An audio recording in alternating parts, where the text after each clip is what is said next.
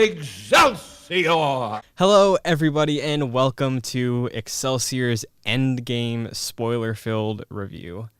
This is episode 12, I believe. I'm not counting that bonus episode. 12. The bonus episode wasn't numbered, our theories video, but it is on podcast services, much like this show. And those theories were all wrong. Were they? Some of them. Well, yours, you got one right. If you're watching this on camera, you see that we have an addition to our little lineup today. Yeah, I'm on camera now. This is how we switch things up. Yeah. This is what it feels like.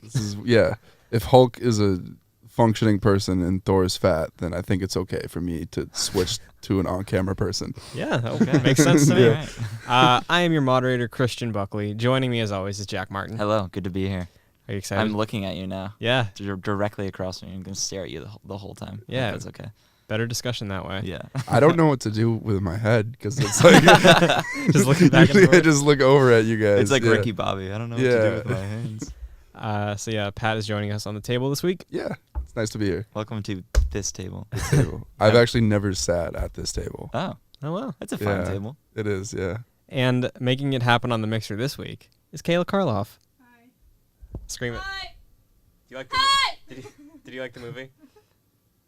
Yes, but no. Okay. Oh. So we're gonna get into Interesting that. Yeah. take. So normally how we open the show, we play a game. The game is dead, much like my soul. But stick around to the post credits of this episode. We'll have something a little fun to wrap up Cast Me Baby one more time. Our fun little game we played over the past 12 weeks.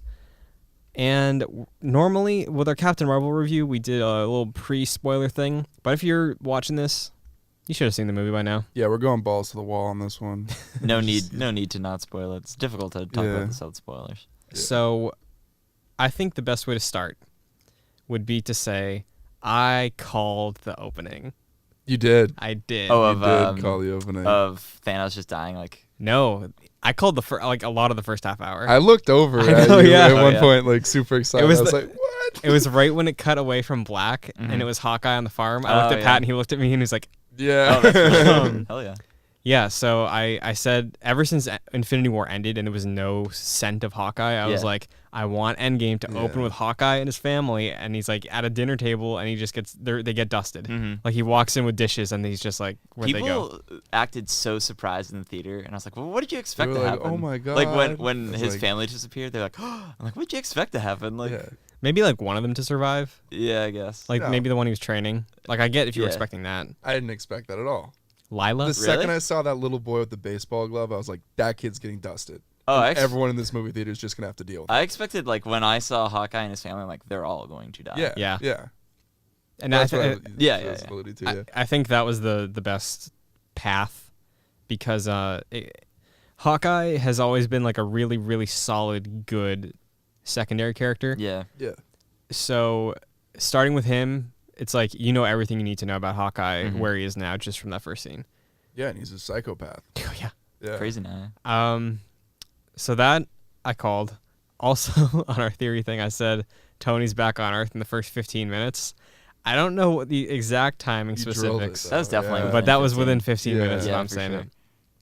And then last thing, I said first hour Thanos is dead, and then jokingly I said first half hour. Yeah. I'm pretty sure he got his That head was- chopped off in the first half hour. That was like I thought 20 it was like minutes the in. yeah, 15, 20 Yeah. minutes. So that's what I wanted to lay the groundwork with first. I did not I'm see a right, lot of this guys. movie coming Yeah. though. Oh yeah, it was weird because everything was like what people predicted was gonna happen, but It was still surprising. yeah, Yeah. not So, at all how. I think we was talked going. about it on the show, but there was like rumors that they would go back. I think you were saying this. They would go back in time to specific movies in the MCU. Yeah. Where did that rumor come from? And that must have been a leak. Yeah, so But that people just said it was a rumor. I want to say maybe like 8 to 10 months ago, there was a set leak Mm. of Steve in the Avengers 1 suit, Tony, who looked older, Right. and then And he was Scott. in, like, the Shield regalia. Yeah. Yeah, and then Scott. And they all had Okay. something on their hand, and they were all in like crumbled Battle of New York Mhm. setting. Yeah. I think, but the thing about that was like, yeah, everyone. So the theory was there's gonna be Battle of New York in it, Right. Mhm. or Battle for New York in it, but there was like all these theories that like they traveled to an alternate, or Ant-Man went alone to an alternate timeline, and like in this one Tony was the head of S.H.I.E.L.D. and that's why he had like the S.H.I.E.L.D. regalia on. Yeah. Mm-hmm. So that's what I mean about like they got stuff right, but like nothing turned out how I thought like Right. anybody thought it was going to turn out to be. So let's start with do you guys want to talk about Hawkeye anymore? You feel like we covered that? Because that was the cold open. That was the I thought that Avengers was title sequence. the most interesting way to open this movie. Yeah. Just very like calm, and then instantly like, oh, Yeah. everyone's dead. So Also, he smoked the Yakuza. Yeah, That definitely. was, yeah. so remind me, it started with that, and then it went to the Marvel logo. It went to the Marvel logo immediately after his death, and then we went to Tony and Nebula. And Nebula in space. I'm gonna pull up the old trusted Wikipedia. Thank you. Yeah. So Tony and Nebula kicking the movie off after that Marvel title sequence. Yeah, interesting pairing again. Yeah. Also, it was like strangely calm. You know, yeah, they had Yeah. you were saying, they had Peter Quill's music in the background. They Yeah. were playing paper football. Yeah. Very cool. Yeah, it was very charming. It was very Guardians-esque. I liked, again, I think the pairings in this movie as well as Infinity War, all very well chosen. Yeah, I love those. They did a very good job selecting the pairs. Yeah, And for sure. I like that we got to see follow-ups of some of the pairings from Infinity War, which we will get to. Yeah. But, yeah, Tony, his message we saw from the trailer, really cool symbolism in this movie and imagery that I'm going to bring up a couple times. So what I noticed immediately was when he was recording his goodbye message to Pepper at the head of the spaceship in the cockpit, the glass on the windshield, it was Iron Man's mask. Like the shape of the glass, and then there were two I did not visor notice like that. targeting systems, panels of glass that made the eyes. Oh, that's really interesting. Yeah. Oh. So it was like, Was that on Peter Quill's ship? Is yeah, that what they were no, on? it was I think it was the ship that Nebula took Oh, okay. to get to Yeah. Titan. Yeah. So it was yeah, it was Tony looking at the mask, and then the background of the spaceship made his mask's That's really cool. shape. I think it was Quill's ship though, because remember Rocket was like, take care of that. I don't know. It looked different though. Yeah, it was like It was like more brown. orange and brown. It was like Yeah. longer. But Yeah, I don't know. It could have been. The honestly, because again, we didn't really see much of Tony outside of the spaceship stuff in trailers. Right. I genuinely thought for like a good 20 seconds that when Nebula walked up to him that he was dead. Oh yeah, yeah, I thought that too. Yeah. And I think I would have been okay with it Yeah. if that's how it happened, and it was just like it just didn't work out. Yeah, it seemed like it wasn't she was going to him to like make sure he's resting well. It looked Yeah. like she was like, Yeah. eh. She took his pulse too, right? Yeah. Oh, I don't know. I thought she don't know if did. I noticed that. I thought she like gave something to him. Maybe I thought she was going to. Yeah. Yeah. That's what I'm getting tied up with. I thought it was weird that Tony was as skinny as he was. That comes a little bit later. Well, yeah, he's like on the way still. When he was Yeah. laying down talking, like remember when he was back, he looked really skinny. Yeah. because I it like, was do you really get that skinny in 22 days? well, if they're rationing, I think so. Actually, Yeah. yeah. You know, 'Cause what? I'm not a scientist. Yeah. But this is when Captain Marvel comes in yes. and Yeah. saves the day. I thought it was gonna be Thor the Bifrost, Same. but Captain Marvel makes a ton of sense. Yeah. Especially if she's on her way to Earth anyway because of the signal. Well, I thought. So this is what I thought. So the end credit scene in Captain Marvel is her going down to Cap and all them, and I Oh. think they send Captain Marvel off to rescue Tony Stark. Interesting. I'm pretty sure that's what happens.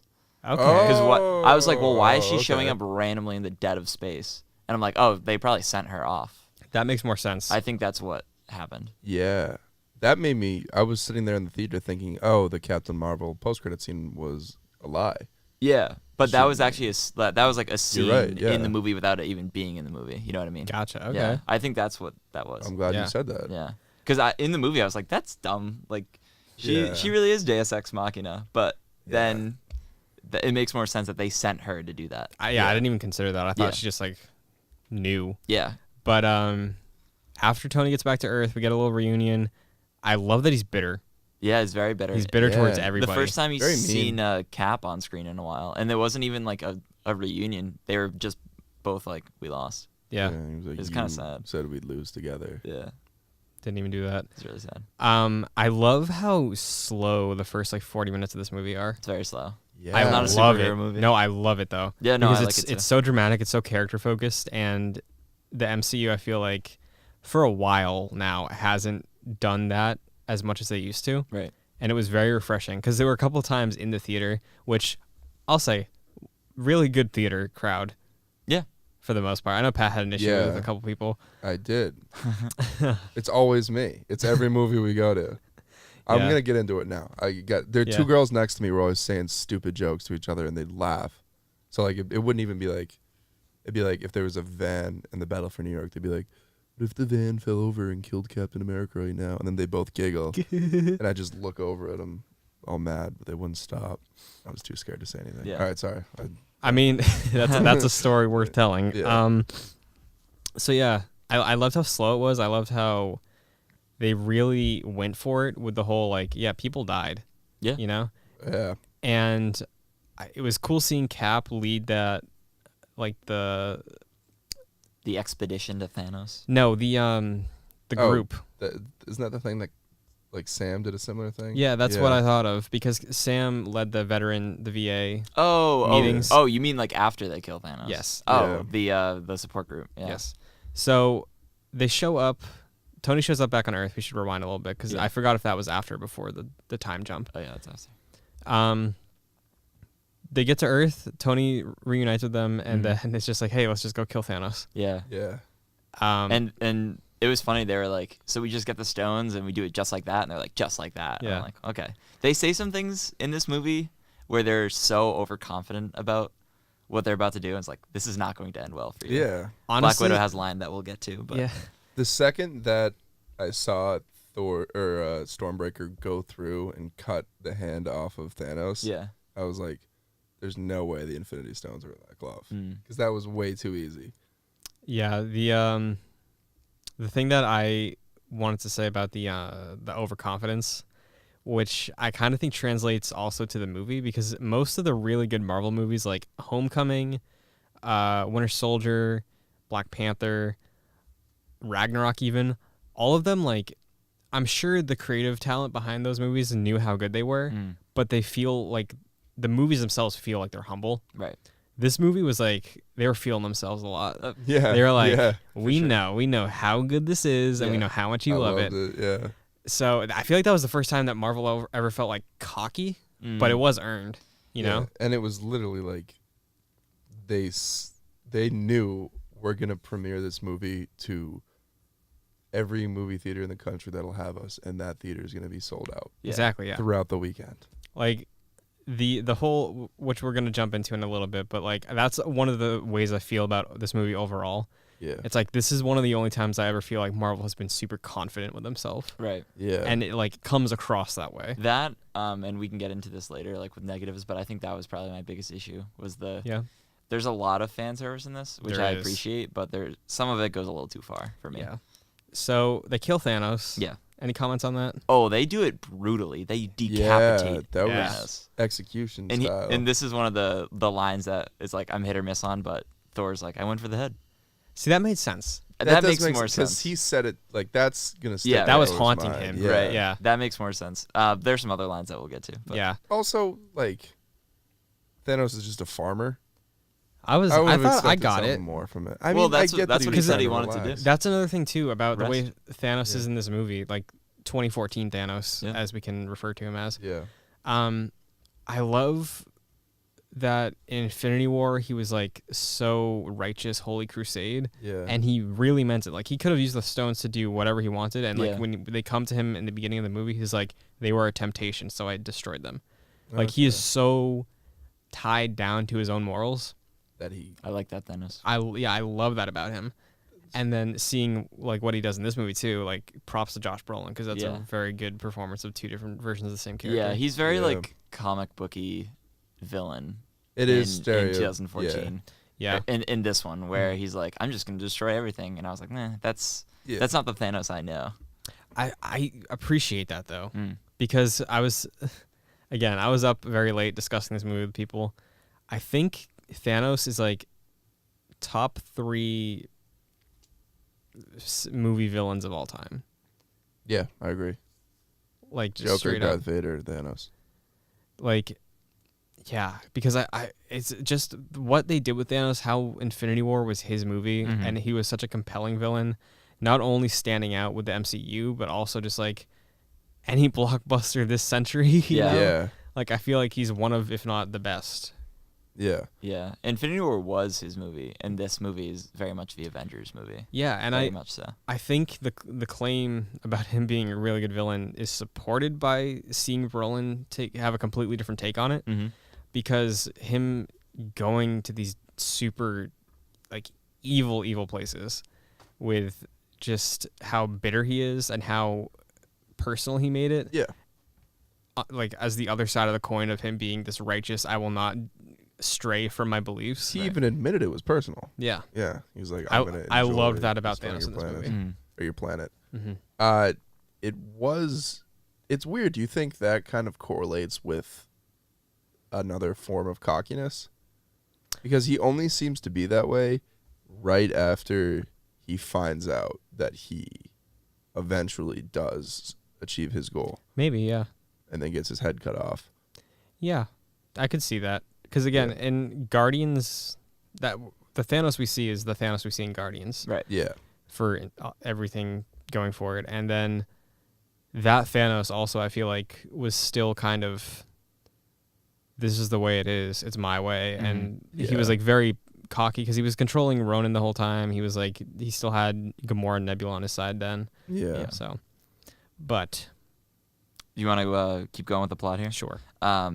So yeah, they kill Thanos and they're like, well, that's it. And then hard cut to black 5 years later. I did like how they had the break in between it. Yeah, it was very dramatic. So because we've never seen that in a Marvel movie, right? Yeah. We've never seen. Yeah, we've only seen like the location titles. Yeah, it's a huge time jump too. 5 years. We saw there was one in Spider-Man too, but that was a weird one because they got the time jump wrong. Oh yeah, wait. They said it was 8 years. Oh, from the Falcon intro. Sorry, not Falcon. The Vulture intro to the beginning of Homecoming. Yeah, you're right. That's funny. And that was like a pop song started when that came up. Yeah. You know, but this was like super dramatic. It's very Everything is desolate. Yeah, I love that they. New York, right? I love that they actually leaned into that. Yeah, that was one of the things that I wanted them to touch on, and what I would like to see them touch on in the future too. Yeah, is like the overpopulation thing and like the people who did think Thanos was right, and Thanos touches on that too. He's like, well, if you take it away and then you bring it back, people are gonna know what it's like to have them gone. So it's funny, like the Wikipedia page right here says that they don't. I don't know if they specifically mention this in the movie, but they say the world governments are in a state of chaos. Yeah, that was true. And like I was a little confused. I'm like, why is like San Francisco like all overgrown and things like that? But like if the governments like don't have it together and they're like, we don't know what to do. I guess that makes sense. DPW go out there and weed whack. Yeah, it's very true. Yeah. Plus, like if the it president's is dust, and the vice president's dust. If it's everybody at random too, odds are there's going to be some cities that are pretty much all gone. That's very possible. Yeah, you know, it's very possible. And there were probably some cities that didn't get touched at all. Yeah. The show, I never watched this, but I walked past it when my roommate Arena Hriskus was watching this. But The Leftovers deals with this. Leftovers is a good show. Where apparently I'm gonna watch this, but there's one village that like no one got touched by it. It's kind of like a haven. Yeah. Oh, really? So it's pretty cool, and I could see Endgame kind of dealing with that a little bit. Yeah, and I hope they don't brush that away in the future. I do want to see them touch more on like. Maybe there's like weird cults that pop up that are like inspired by Thanos. Like I imagine Far From Home is gonna be like is gonna deal with that topic a little bit. Like what was that 5 years like? Yeah. Maybe it ends up being the goal of the Sinister Six. That'd be cool. Possible. To bring that back. But one thing I do want to touch on is how like even Captain America looked at the bright side of that. He was talking to Black Widow, like, you know, when I was driving in I saw a pod of whales over the Hudson. I think he tried. Yeah, he was trying. You could tell during the support group that he was trying, but like his head was didn't not believe in it. it. Yeah. Also, first openly gay character in the MCU, Joe Russo. Joe Russo, that's true. Yeah. Yeah. Very cool. Took a little too long, but yeah, it did. I mean, we just got Captain Marvel, so like. Yeah, is she gay in the comics? I don't think so. Okay. But I don't think Brie Larson has an issue with. No, she doesn't. Pursuing that, especially with her and Tessa Thompson. I think I summed up Captain Marvel being gay perfectly yesterday by just saying she doesn't have time to be gay or straight. Do you know what I mean? I mean, that's another thing that's kind of brought up next about just how busy she is all the time. Yeah, she's got a lot going on. Literally monitoring the entire universe. I'm glad they explained that in a good way. Like, I'm too busy with every other planet, and they don't have an Avengers, so like, you guys figure it out. Like, I have an image of we talked about this for Infinity War, but the amount of screen time characters had. Mm-hmm. Captain Marvel had 15 minutes of screen time. Which is nothing. Yeah, for this movie. That's including like everything, even the hologram, everything. What about Cap? Cap had an hour and 6. Good. Yeah, this was Cap's movie. Yes, finally. Yeah, that was the longest out of everybody that I saw. Infinity War definitely shafted him because he was just not in that movie at all. I mean, like a little bit, but well, the way they set him up though, like he was one of the coolest Avengers. Yeah, for this movie, like this really was his movie, and we'll get to that later. Like you didn't see Tony really have too many like crazy Iron Man moments aside from the end. Snap. Yeah. But so this is when after that scene, this is when Scott Lang shows up.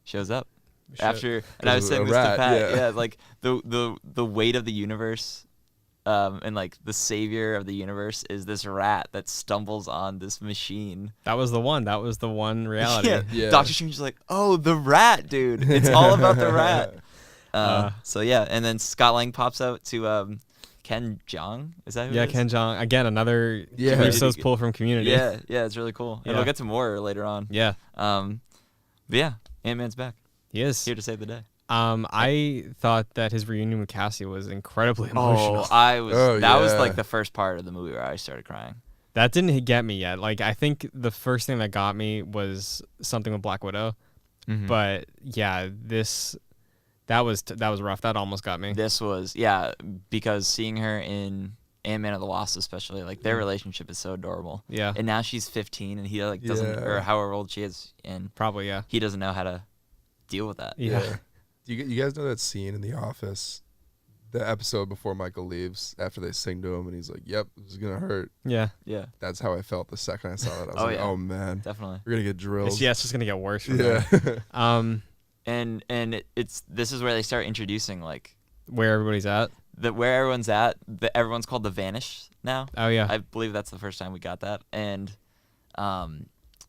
we understand that like. When you're in, they touch on this in Ant-Man and the Wasp, but when you're in the quantum realm, time like moves differently. So he was in there for 5 hours. 5 hours. It was for 5 years. Yeah, pretty cool. I love that when he shows up at the compound, he's like he was only for his consciousness. He was gone for 5 hours. Yeah, and he walks into the office. He's like, "Is that anybody's sandwich?" Like he was gone for 5 hours. Yeah, he must be hungry. Yeah. But yeah, I love the way that they took their time with the characters. Like I said at the beginning, all the 5-year jump setup, I thought was good. I feel like we should talk about Thor and Hulk because those seem to be the divisive ones. Yeah, so on how people feel. I am a little more on the negative side. I guess with both, more so with Thor. Really, I was saying this with Pat. Like the Thor scene, I could definitely tell. Fortnite. Okay. I could definitely tell that Taika Waititi had a hand in writing that scene. Oh yeah, for sure. And which I love Taika Waititi and I love Thor Ragnarok, but I don't think that belongs in Endgame. And it caught me a little off guard. So that's what I feel about a lot of the first half of this movie. I was just caught off guard. Yeah. But I liked it. Right. Like the Thor thing I thought felt natural because I think it's a pretty like not expected, but like not something you would guess. Yeah. Yes. Like path for him to take, you know? Right. Because think of the scene of him in Infinity War talking to Rocket, and he's like, "What else do I have to lose?" And he's just depressed, clearly. And then he failed, and he's he thinks he's responsible for everyone getting snapped. Right. Because he could have stopped it. Yeah. There's probably like 30 people left of his race of Asgard. Yeah, there's not too many. This is like nothing for him to live for anymore. He's like just depressed, drinking, because like what else is he gonna do? I think it makes sense, and I think we talked about this in the Ragnarok review, and when we were talking about is Thor's character consistent in Infinity War? Yeah. I think one of the things we brought up was about like what Thor should be and like what he knows he should be, and I like that in this he was like, I know what I should be, but that's not who I am. Yeah. And I thought that sort of arc for him, it felt like it was a nice close of the crazy journey that Thor has had since the first movie. To me, I think it was just too silly. I think it was too. It was a little goofy. Taika Waititi silly. I loved it though. I loved everything about it. I didn't hate it, but I was like, I can see why people wouldn't like it. Yeah. But at the same time, I just like. like, come on, it's Korg in a Hawaiian shirt playing Fortnite gotta on love Korg. PS4. Like, there's nothing. And then It's that guy again. Noob Master 69 being yelled at by Thor. I know, yeah. Like it got a little. A lot of this movie for the first half is goofy. Yeah. And again, that's what caught me off guard. Yeah, they butter you up before they break you. Yeah, sure. The Fortnite is a little too much for me, personally. So, yeah, that was. I didn't want to see that. That was something. Yeah. What about Hulk? Hulk? Weird. Smart guy Hulk. Yeah. A little weird, yeah. Hulk that dabbed. Yeah. Yeah, he was really into himself. Like, Yeah. he loved being a personality. We want to talk Marvel feeling himself. Banner was feeling himself. Yeah. Yeah. I don't know. It was fine. Yeah. I was saying this earlier. He reminded me of a Dexter from, or was it Dax or Dexter? I think it was Dax. Yeah. Dax, yeah, from Clone Attack of the 2. Clones. Yeah. Because they're in the diner scene. It's like, Big CGI guy. Yeah, it's really funny. I love that there was the giant bowl of eggs. Yeah. That was Just funny. like have some breakfast. Right. Yeah. That kind of Hulk gave me the vibe that like he's really into some fad diet. You know, like he seemed like hipstery. Yeah, definitely. Which I thought was very funny, but again, super goofy because you see this monster we've seen destroy Yeah. gods before, just sitting there with glasses taking selfies with kids. Yeah. Yeah. Before Eating eggs. this even happens, though, we get a look at Tony Stark's life Yes. 5 years Oh, later. yeah. And he goes Dad over to Tony. a little tent. What was his daughter's name again? Morgan. Mhm. Morgan. That was absolutely adorable. Was I loved Morgan every named second after of it. anyone? Because I feel like there's a Morgan that Morgan? I should know of in the MCU. What was the name of the bad guy from the first Iron Man? Jeff Bridges. Oh, that was Obadiah Stane. Tony. Hold on. So, Tony calls Thor like Thor Lebowski or something. Yeah. Yeah. Big Lebowski. Big Lebowski stars Jeff Bridges. That's Jeff true. Bridges was Yeah. Tony's enemy in the first. That's a good point. They do a lot of that. Like I said, There's a lot. Like Fortnite. There's Yeah. a new Avengers mode in Fortnite. Right. And I said last week, the Benedict Cumberbatch beamed me up. Oh yeah, I'm being 'cause beamed up, and he was Yeah. in Star Star Trek. Trek. Yeah. Yeah. Yeah. So yeah, Tony having a kid. How do you feel about Pepper in this movie? I know you're notoriously not. Okay, let me put the hammer down. I hate Pepper in like just all of the MCU, but God, thank you for finally having a good representation of Pepper in this movie, where she's Okay. finally like, I get it. Mm-hmm. After Yeah. these 10 years, I understand what my partner is like. It's like, that's weird that took you that long, but Yeah. fine. She like supports him. Yeah. She understands like this is what he needs to do. Mm-hmm. And no, I love it. And also like we'll get to it later on, but like she's really badass in this. Oh yeah. Yeah, especially she at the end. is. Tony solving time travel. Yeah. Great moment. Oh, Great yeah. scene because he just like Yeah. he just sits there. And he's like, oh, I did it. Yeah, and Um, and the swearing back and forth between his daughter. Yeah. Yeah. And he was like very reluctant. He was like, "Oh, don't worry if it doesn't work this time." Yeah. Got it. It's really funny. Mm-hmm. And that was the moment too where I was like, I could tell Pepper grew, like Yeah. that exchange about her reading the compost thing, and he's just like, yeah, so I did time travel, and then like they had a really nice moment between them, like talking about, like, should I do this? And she's Yeah. like, you know, you're gonna do this. Like I liked that. I liked what you said about like she Yeah. finally comes to terms with it. Usually they're very butting heads Yeah. at each other, which I don't like for couples to do. But like I don't know, it makes sense in this movie that she's finally like, "All right, cool, we can Yeah. do your plan." It was cool how he was like, "Something should tell me I should just throw this in a box and throw it at the bottom of the lake." And then she was like, "Throw it at the bottom of the lake and then go to bed." And then she was like, "But you won't be able to sleep." So that pretty much just leads into the whole, hey, we're gonna do time travel, right? Yeah, we get Clint back too. Right. That's the next thing. How do we feel about them actually doing time travel? So I can understand why people would hate that. Yes. Because this is both a time travel movie And the greatest hits. and it so I was saying that Yeah. yesterday. It's the greatest hits. Yeah. This is the greatest hits. Yeah, I kind of love that they made a time travel movie. Yeah. And I feel like it holds up with like other notable time travel movies, I you know? think so, yeah. Like Such as Bill and Ted's. yeah, Bill and Ted. I honestly like if 5 years from now, if we're talking about time travel movies, I will throw this in there with like Terminator or Back to the Future even. Because I feel like the way they did time travel in this was unique enough because they were like, oh no, the movie's got it wrong. And Yeah.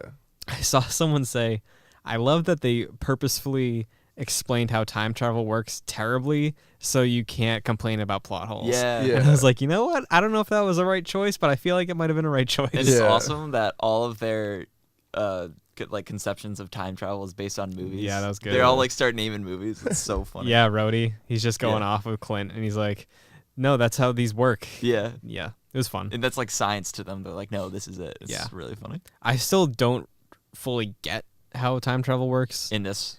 Yeah. Yeah, I don't either. Because there's a few things that, so like. There's a lot of if you think about it critically for about 5 to 10 minutes, there's. Yeah, it you makes just sense. start the whole start to fill up. Because the thing is, like, I think it might be because I'm thinking about how time travel works in those other movies, and that's why I'm finding plot holes. But I'm not taking it from the like.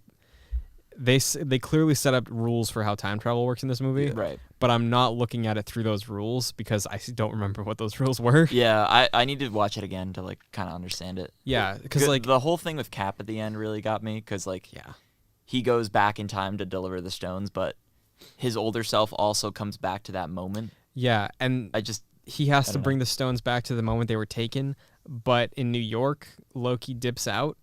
He leaves with a Tesseract, and that was before they got it. So I feel like that could end up being something. That's what I thought, but like, does none of that stuff that happened in those scenes we saw matter because they brought the stones back? Yeah, so I guess that all was erased. Like they never really went back in time. Guardians 3, we may have a new villain. Who? Loki from Battle of New York. He just disappeared. I don't think they'll touch on any of that stuff. It's weird because like that was just a way to get them to go back in time to the 1970s. But think about it, like Loki leaving, he's working for Thanos. Thanos is toast now. Yeah, I really don't know. Going into it too deep. Like, yeah, I don't think they'll touch on any of that stuff. Yeah, because the only thing, like, I was thinking about it, I thought of the Loki thing, and I thought about it for like 30 minutes after that. Yeah. And I was like, so confused, and I had no right answer to the point where I was like, you know what? They're probably just saying none of that stuff counted. I don't think any of that stuff counted. Like any of the alternate takes on things probably didn't count. No, I think that was just a way for them to get the stones. Yeah. And to get Steve back in time to go with one last dance with Peggy. Yeah. I think that was it. Probably. I think that's, I think we should, like, moving forward for theories for the rest of the MCU moving forward, I'm pretty sure we all have to agree at, like, none of that stuff is, like, going to be followed up on. So it's whitewashed. So. Pretty much. Yeah, that's done. So, yeah, they all go into groups here. The moment that I realized this movie is very goofy is they start with New York, right? They go 2012 New York first. 2012. Yep. Scott, Steve, Tony, and Hulk pop out in an alley in New York. Yeah. Then they hide from their past selves. I was like, we're doing this? Okay. Yeah. But I was into it, right. so. But that's the moment where I was like, okay, this is what we're doing for this. Here's my issue with this. Maybe I didn't, like, catch it, but they lose the Space Stone. Yes. But they also had the Time Stone. Can't they just rewind time to get the stone back? Because Thanos does that with the Mind Stone.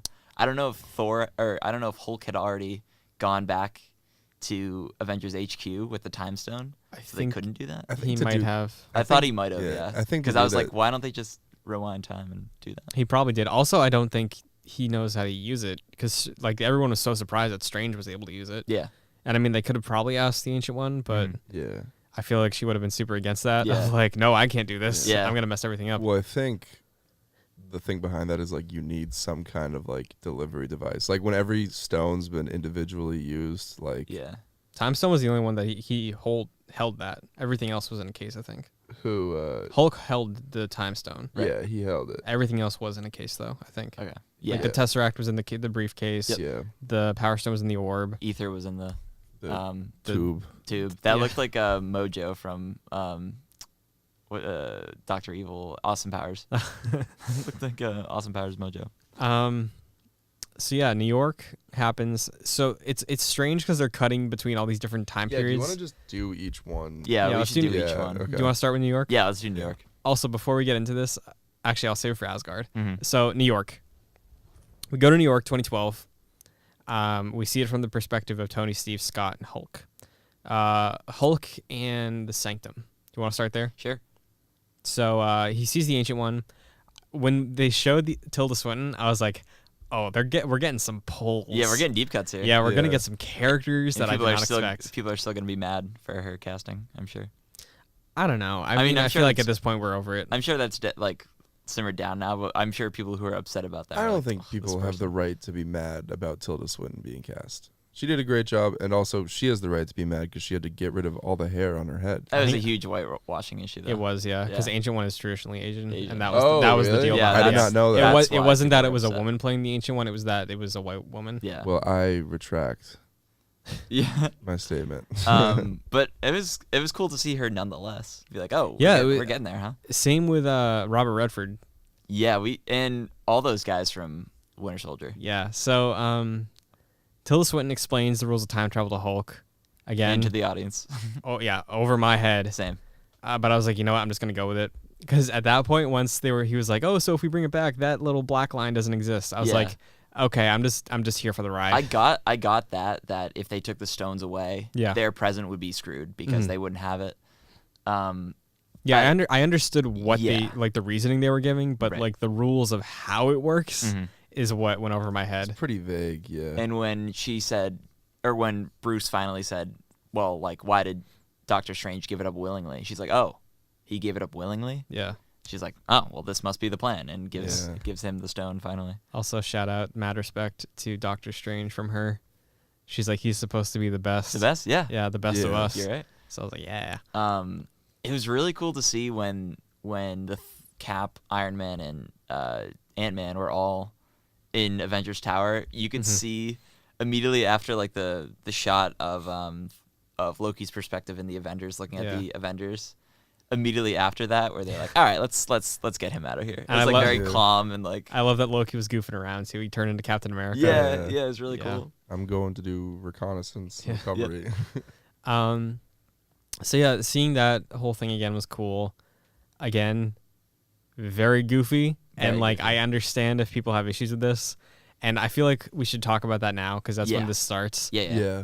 This movie is very, like I said, they're feeling themselves. It's very self-referential. Lots of callbacks, like even ones that our audience didn't pick up on that I thought they would laugh at because I laughed at it. That's like one of my main, like I said earlier, one of my main issues with this is a little too self-referential.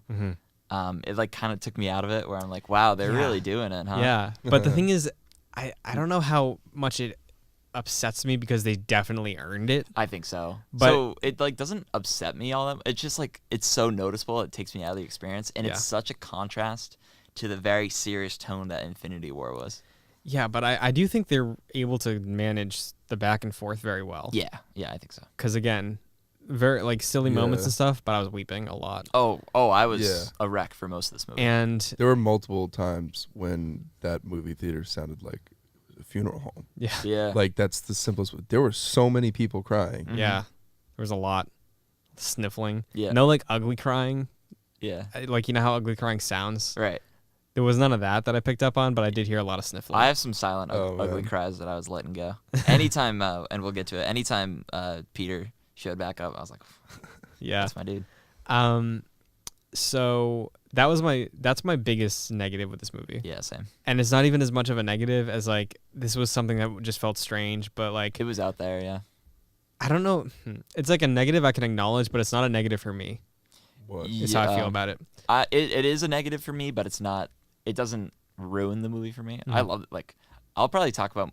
I won't talk about more negatives in this movie, but I'm like more critical of this movie, I guess. But I love this movie. Yeah. When we get to rankings, so you said it's up there. It's not something you view negatively, but you can see how people. Yeah, I get a little confused. Even fans, I think, going into this, like, I don't want to say casual fans because like labeling someone casually a fan is kind of ugly, but someone who's like not super invested with these characters going into this, I can see if they're like, oh, it's just a bunch of fluff. It's just a bunch of callbacks. It's a bunch of references. Yeah. So I want to see it again before I like nail in the coffin on how I feel about all the references and stuff. Yes. Yeah. Because I want to see it more to see if there's like, I know there's a lot of like substance in this movie, but I want to like see it again, knowing what's there to have a final say on if the references bother me. Yeah, definitely. And this is the part where they're trying to get both the space and the Mind Stone. and Cap's grand idea is to get in an elevator with the same people he got in the elevator with in The Winter Soldier. And instead of the fight that I, at least, and everyone else thought was like, we're doing it again. It was the same. It was shot the exact same way, too. Yeah, it was exactly shot. And I thought he was going to say before, like he said in Winter Soldier, before we get started, does anyone want to get out? But he leans in and he goes, no, I'll take it. Hail Hydra. And people, I guarantee you, are going to get pissed at this. I loved it. I liked it too, but like people will get pissed at this. I loved it because of the whole controversy with the comic. Yeah, that's about him being brainwashed or whatever. Right. I love that they did that. And there's another thing I love that has to do with Asgard. If we want to transition to Asgard now. Yeah. Okay. So we can bounce back too because there's a couple things that happen within each other. There's some weird things going on too when they get back into the 70s. So we can get there eventually. So in Asgard, it's very much focused on Thor's character and where he's at. Yeah. Because I think almost everything in Asgard is in that one hallway, pretty much. Yeah. And like it's just in the main hall. Yeah, and Freya's room. And Natalie Portman's room. Yeah. For like a brief scene. Yeah. I love that Thor and Rocket got paired up again. Me too. I love those two together. Yeah. That was a good follow up. I like that their relationship felt natural still. Yeah. And you do get like a sense of relatability between them. Just from Infinity War and where they're coming from now. Right. The whole Thor like before the time travel started, that was the thing I wanted to bring up about being kind of meta when they were planning out the time heist. Yeah. Infinity Stones. Thor was just explaining the plot of arguably the worst MCU film. Yeah. The Dark World. Yeah. And everybody was just like, can you please stop? Like, just move on from it. Just go. That's awesome. Just get away. And he's like, no, I'm not done. We have to talk about this. It's funny how they go back to that movie, too. Yeah. I mean, it makes sense, but, like, they go back to, like, arguably what you're saying. Like you said, confident Marvel. Let's go make specifically, this movie good. The fact that they were all just rolling their eyes at it. Yeah. And, like, oh, come on, dark elves. Like, I thought it was fun. We didn't see a single dark elf, which is pretty good. We didn't, no. Yeah, thank God. We did see, however, Natalie Portman. Yeah. And Pat and I were talking about this. I think that was actually her, like, the actress Natalie Portman was, like, in that scene. But Pat was like, could they have just used, like, a shot from The Dark World and just put Rocket in there? They It's probably, very possible. They probably, honestly, they might have. Because remember we talked about... She's in the credits, though, isn't she? Yeah, well, she'd still be credited. That's true. I think she went to the premiere, though. So I don't know. That people must have been like, well, why the hell's Natalie Portman here? Yeah, because remember there was the fallout behind the scenes with Natalie Portman about the directing positions for Thor 2. Yeah. That's why she dropped out, right? Yeah, because Patty Jenkins was going to do Thor 2 but got kicked off. So, yeah, for the best, probably. Yeah, because we got Wonder Woman out of it. Unfortunate, nonetheless. Yeah, and Thor turned out all right. So. Not the movie, but the character. The character, yeah, eventually. So, yeah, Asgard, I feel like, again, it just adds to why I liked Thor in this movie. Because seeing him talk to his mom, seeing him get like some sort of closure for the family that he lost, was very good. And finally, the return of a beloved object, Mjolnir. The hammer. Hell yeah! He was dual wielding. That's very cool. That's cool. Moment, Stormbreaker's cool, but I like Mjolnir better. There's a certain nostalgia for. Not even that. I agree with Rocket from Infinity War when he's like, yeah, it's a bit much. Yeah, it's a bit much. Because like it's huge. It's like the axe is cool. Trust me, I like the axe. I'm a fan of axes, but big Christian Buckley, big fan of axes. Well, give me an axe in a video game, God of War. Yeah. Like, you're a big axe guy. So it's I think like 1-on-1 I like Stormbreaker more than I like Mjolnir, but like the combo of the cap shield and the hammer versus just Stormbreaker, any day. Oh, definitely. Do you want to get on to where is it with Nebula and War Machine? Sure. But yeah, Asgard was. I'm glad they didn't spend too much time there. Yeah. It was what they needed to do. It was needed for Thor. Yeah. Yeah. So, Morag. Yeah. Kind of weird, in my opinion. Nebula. The whole shared memory thing. I have a slight issue with it. I mean, I kind of get it. Like, if she's connected to a network, that's what he said. Is it like an Apple Cloud or something? And I think that's because the Ma was like, someone's sharing her network. Okay. So, because she's more robot than Gamora is. Right. So, if she's connected to a network, future Gamora or future Nebula is still connected to that same network. Mm-hmm. So same time, I get why there may be some weird crossover. Yeah, but can she is the network something she needs to function? It seems like it. Yeah.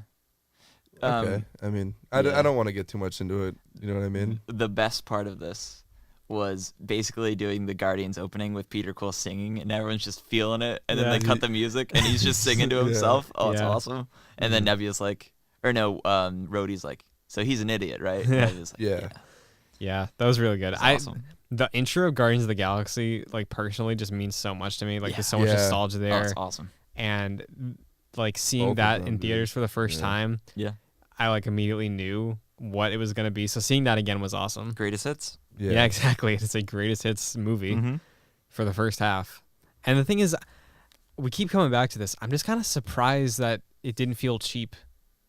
Yeah. You know? Yeah, it didn't feel cheap to me. Yeah. It made sense when they were like, we gotta go back in time. Yeah. They back to their time. And in most of the set pieces, they like for going back to set pieces, they didn't lean on them too much. No. Like it was like, hey, we're in the same area, but like different things going on right now. We're not leaning into like, yeah, let's just fight the Chitauri for a little bit in New York. Like I'm glad it was again like B story to what was happening in the movie we already saw. Yeah, for sure.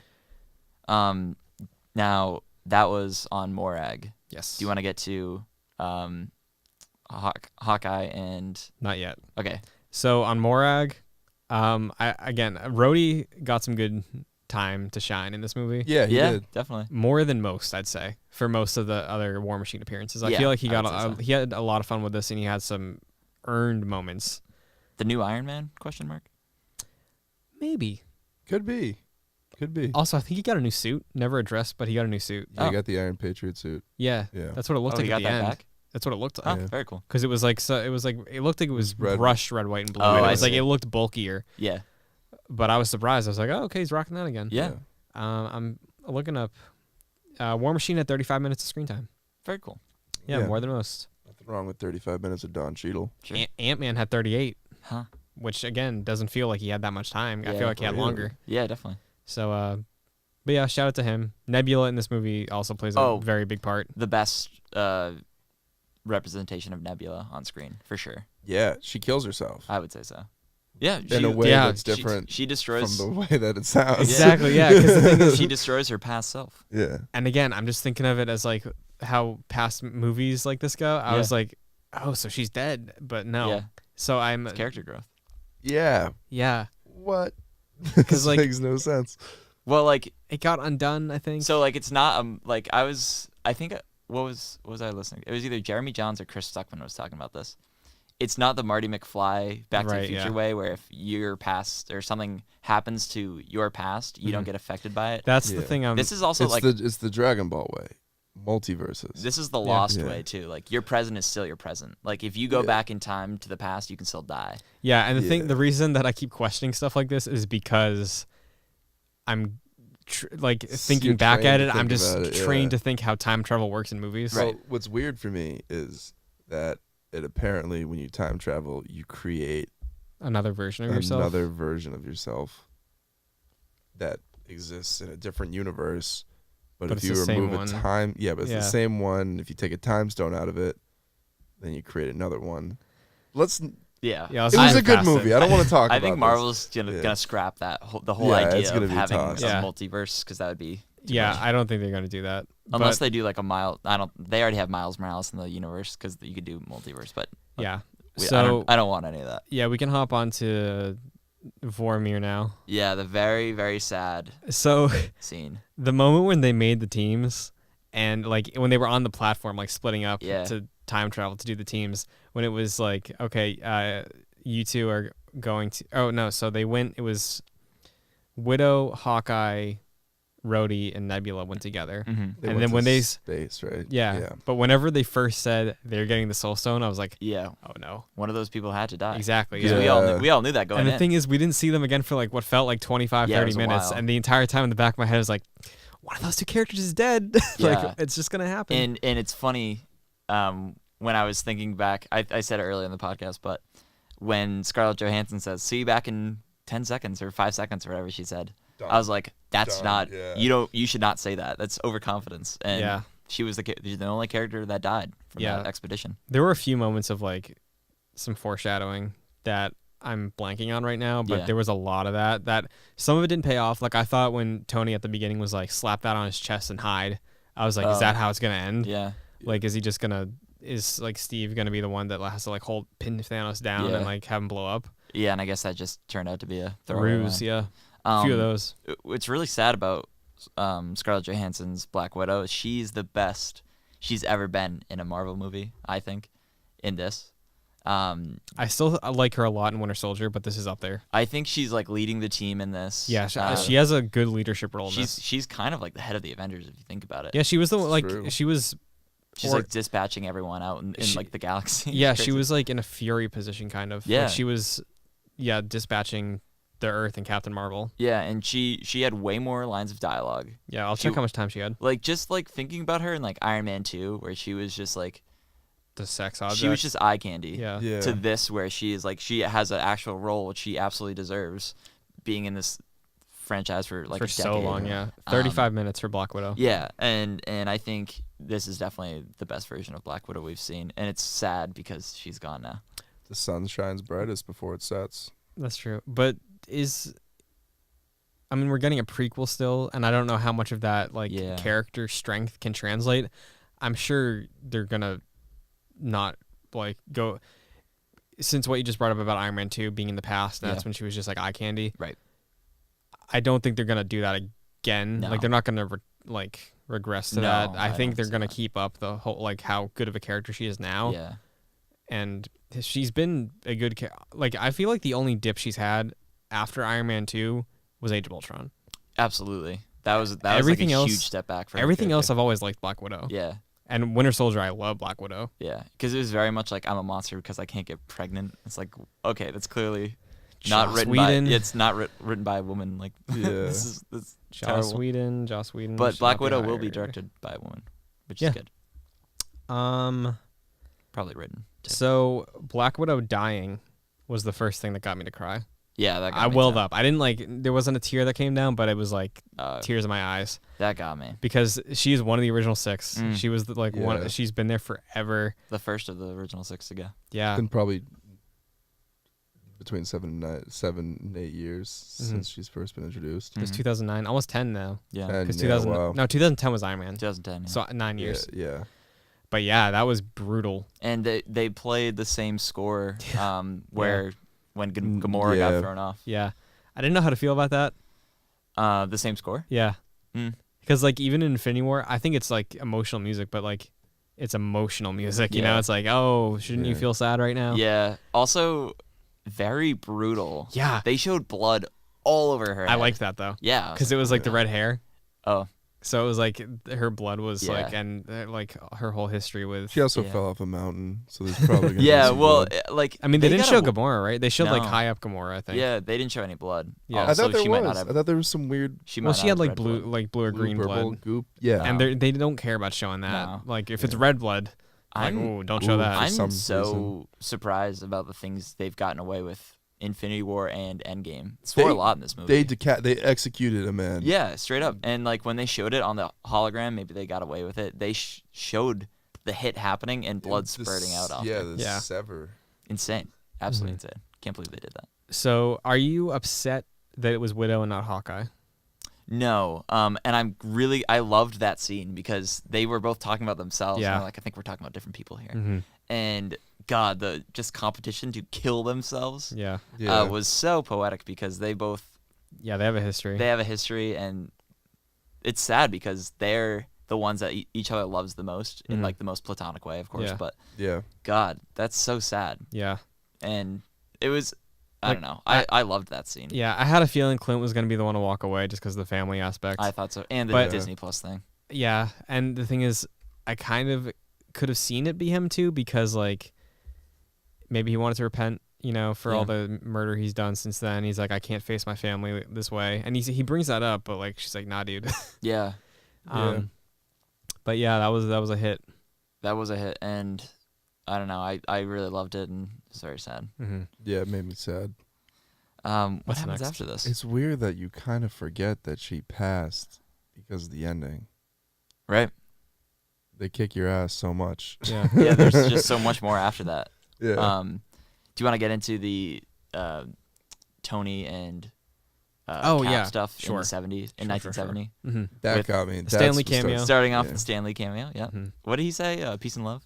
Make love, not war. Something Yeah, like that. that was good. Yeah, he if tripped the that's- army. Yeah, if that's the final Stan Lee cameo, I'm absolutely good with that. I would still like to see one more between him and Spider-Man. Right. Like maybe like Spider-Man 3 style. Yeah. You know? Oh, like, yeah.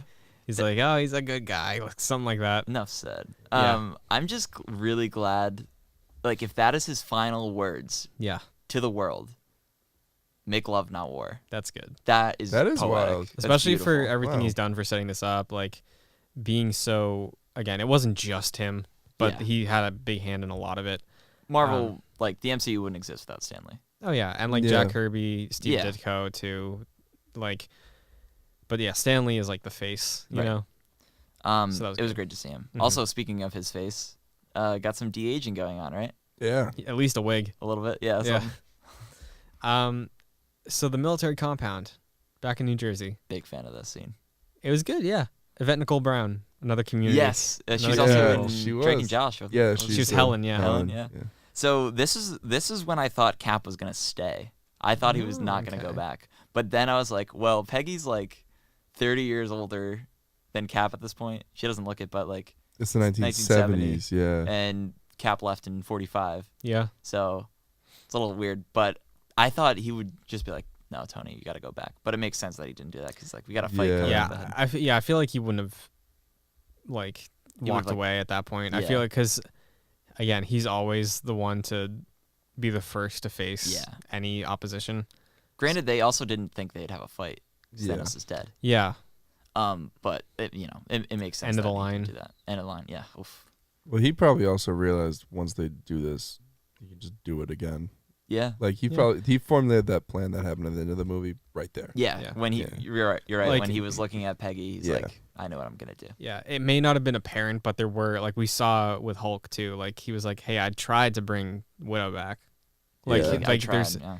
they had some selfish thoughts. Like it wasn't like obvious, but there were moments. Yeah. I mean, who wouldn't? You know, Exactly, It's yeah. very, Yeah, very it's relatable. fair. Like, but the thing is, funny if you think about Thanos too. Thanos didn't even try to do that with Gamora. It's a good point. Yeah, that's true. He didn't So- try to unsnap Gamora. Or at least not explicitly. He didn't explicitly say it. Yeah, And he also didn't bring back any of his henchmen. his children. His The cronies. children, yeah. So We get to see. Tony and Howard Yeah. liked that. I like that a whole lot. I liked That it. was You mean cool, Howard and yeah. Howard? Yeah, Howard. And Howard and Howard. That was fun. Wow, that's like. And Jarvis too. We got to see Jarvis. Yeah. That Also, was crazy. it From was Agent Carter. Right? Yeah, it was Jarvis from the show. Very cool. It wasn't Paul Bettany. Is that the first? I think it's the first crossover? time someone from a TV show has come to the movies. That's awesome. No way. I think so. That's really cool. Yeah, because I was like, Jeez, I know man. that guy, but like that's not Paul Bettany. Yeah. And then I was like, is it gonna be his voice? And then I remembered after the fact. I was like, oh, he Yeah. played Jarvis on the show. yeah. Yeah, That's really cool. Thinking about Tony and his dad like just makes me so sad I know. because it does. he's literally like, oh, you tried your best. Yeah. I'm sure you tried your best. Mhm. Or no, he said it about his father. Like he tried his best. Yeah. He's saying it to his face. I thought it was a good moment, and yeah, that Gives was his dad advice. yeah, he does. That was. He gives his dad one of the lines that he told Tony, right? I think he said this was something like my dad always said. Like all this, like money would never be able to buy Mm. time or something. Something like that, Yes. Yeah.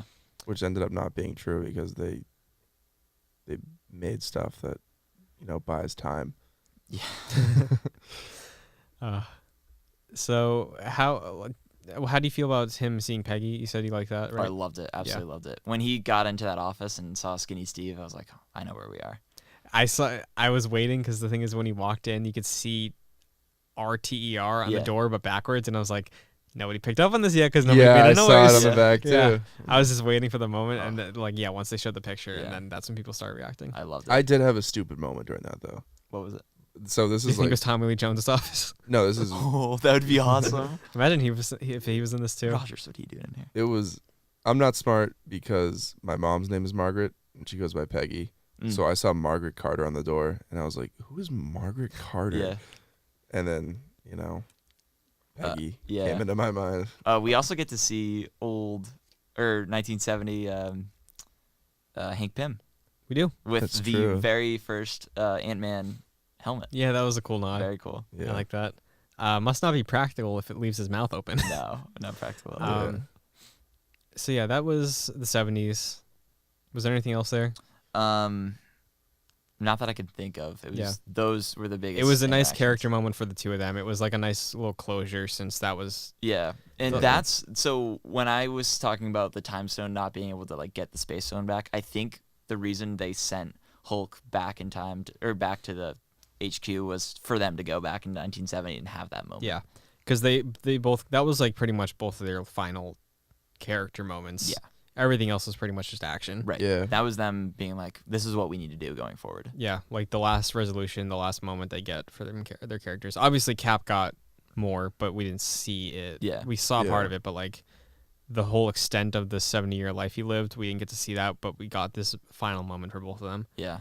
And then I think we're We're back in the present now. back and caught up. Yeah. Fake Yeah. Nebula's here. Fake Nebula and no Scarlett Johansson, no Black Widow. She's dead, which was an emotional scene Very for sad. all of them. Okay. So this is where the movie shifts, I feel like. Yeah. We're We're getting back into like, this is Marvel. Yeah. Like the Marvel we know. Yeah, and it was very refreshing Mm-hmm. with the little greatest hits moment we had. Yeah. Because it's so different from anything else they've done before, but it still was good. But the Hulk snap, start there. We get the stones back. We get a gauntlet. Hulk says he'll do it. So here's the thing. Yeah. People had an issue with this. I really didn't. Thanos needed this gauntlet developed by the dwarves at Nidavellir, like crafted from like a dying sun Yeah. to hold the harness the stones. But Tony Stark just made a gauntlet. I didn't really have an issue with that, I didn't either. but I'm reading that people have some issues with Also, but like when you think about it, he had that special gauntlet made. Thanos could wear the gauntlet without his arm, being on fire. that. Yeah. And Yeah. also I think- the snap didn't kill him. I think It because messed him up, though, pretty bad. it did Yeah. mess him up. It messed him up the same way it messed Hulk up. Well, did it? Because Yeah, he got burnt. yeah. Oh, Yeah, yeah, but it's really bad. I thought that was because of Thor's thing. destroying the Infinity Stones. No, because at the end of Infinity War, when he snaps, you can see when the thing is busted, his entire arm His is like entire singed. just arm. messed up. It's not up to his face. That's from when he destroyed them. But yeah. Yeah. So but I Thanos shows didn't up. have an issue with that, but Thanos shows up. I love that. I love the introduction to Thanos here. oh yeah, It's not even like a moment. It's like, oh, what's that? It's just like he's looking outside, everything's peaceful, and then bam. yeah, yeah. Even like before that, Ant-Man is looking at what you're saying, and he's Mhm. like, "I think we did it." And then Hawkeye gets a call from his wife, but Yeah. you can't really hear it. And there's Yeah. no warning. yeah, Like just there's no boom. something's happening. It's just explosions. But like like maybe you like get a few. you get to see the ship for a second as Yeah. Hulk's looking up. and Yeah, and just a few seconds before that, when Nebula is messing with the time machine, you can see it pop up like straight through Yeah. the ceiling, and that's all you see of it. And it's like, I mean, oh, I was saying, like they don't know it's right, coming. exactly, Yeah, yeah. Which was crazy. I'm surprised no one died from that assault. I 'Cause thought they just- Rocket was in trouble. Yeah, 'cause That he hit was me too when saying, he was "I saying like he can't breathe. I was Yeah. like, oh no, because like you have to imagine raccoon bones aren't that strong. It's not a raccoon, man. He's not. He's a rabbit. Yeah. But yeah, this is where the final battle kicks off. I feel like we can just go open air here. Yeah. I think Yeah, so. this battle was the coolest thing I've ever seen in my I life. loved on a how movie. it started with Just Tony, them three going out. Thor, and Cap. Those are the guys. Yeah.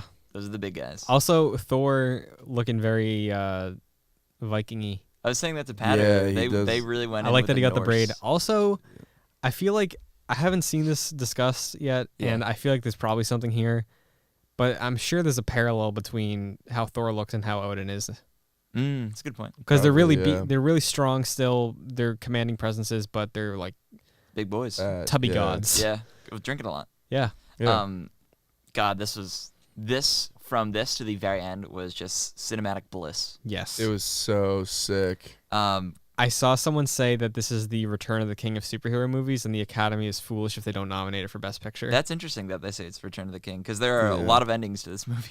Yeah, well, even like a lot of the shots of the battle, I was like, oh, this is like Lord of the Rings vibes. The Cap versus everyone shot for like Valkyrie flying over. Yeah, that is, or like it was just Cap and like all of Thanos. That was very Return of the King-esque. Yeah, for sure. Also if you want to talk Return of the King comparisons, the second wind of an army that comes up. Yeah. The Ghost Army and everybody. Right. Yeah.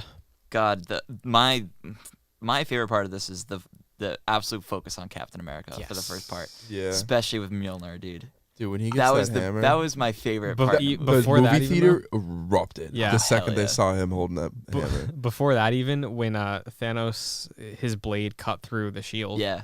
I was like, oh wow. Because we've never seen the shield outside of Black Panther's claws, like scratching the shield. Never seen the shield get damaged. Do you think that's a vibranium weapon that he's using? It might be. Honestly, it might be something stronger. It's a space stick.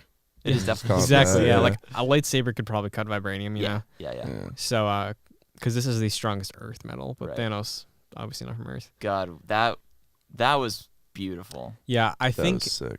I've said this to a few people. I don't think there's any way to define the word culmination better than two things in this movie. One is Avengers Assemble. The other is Cap catching Mjolnir. Dude.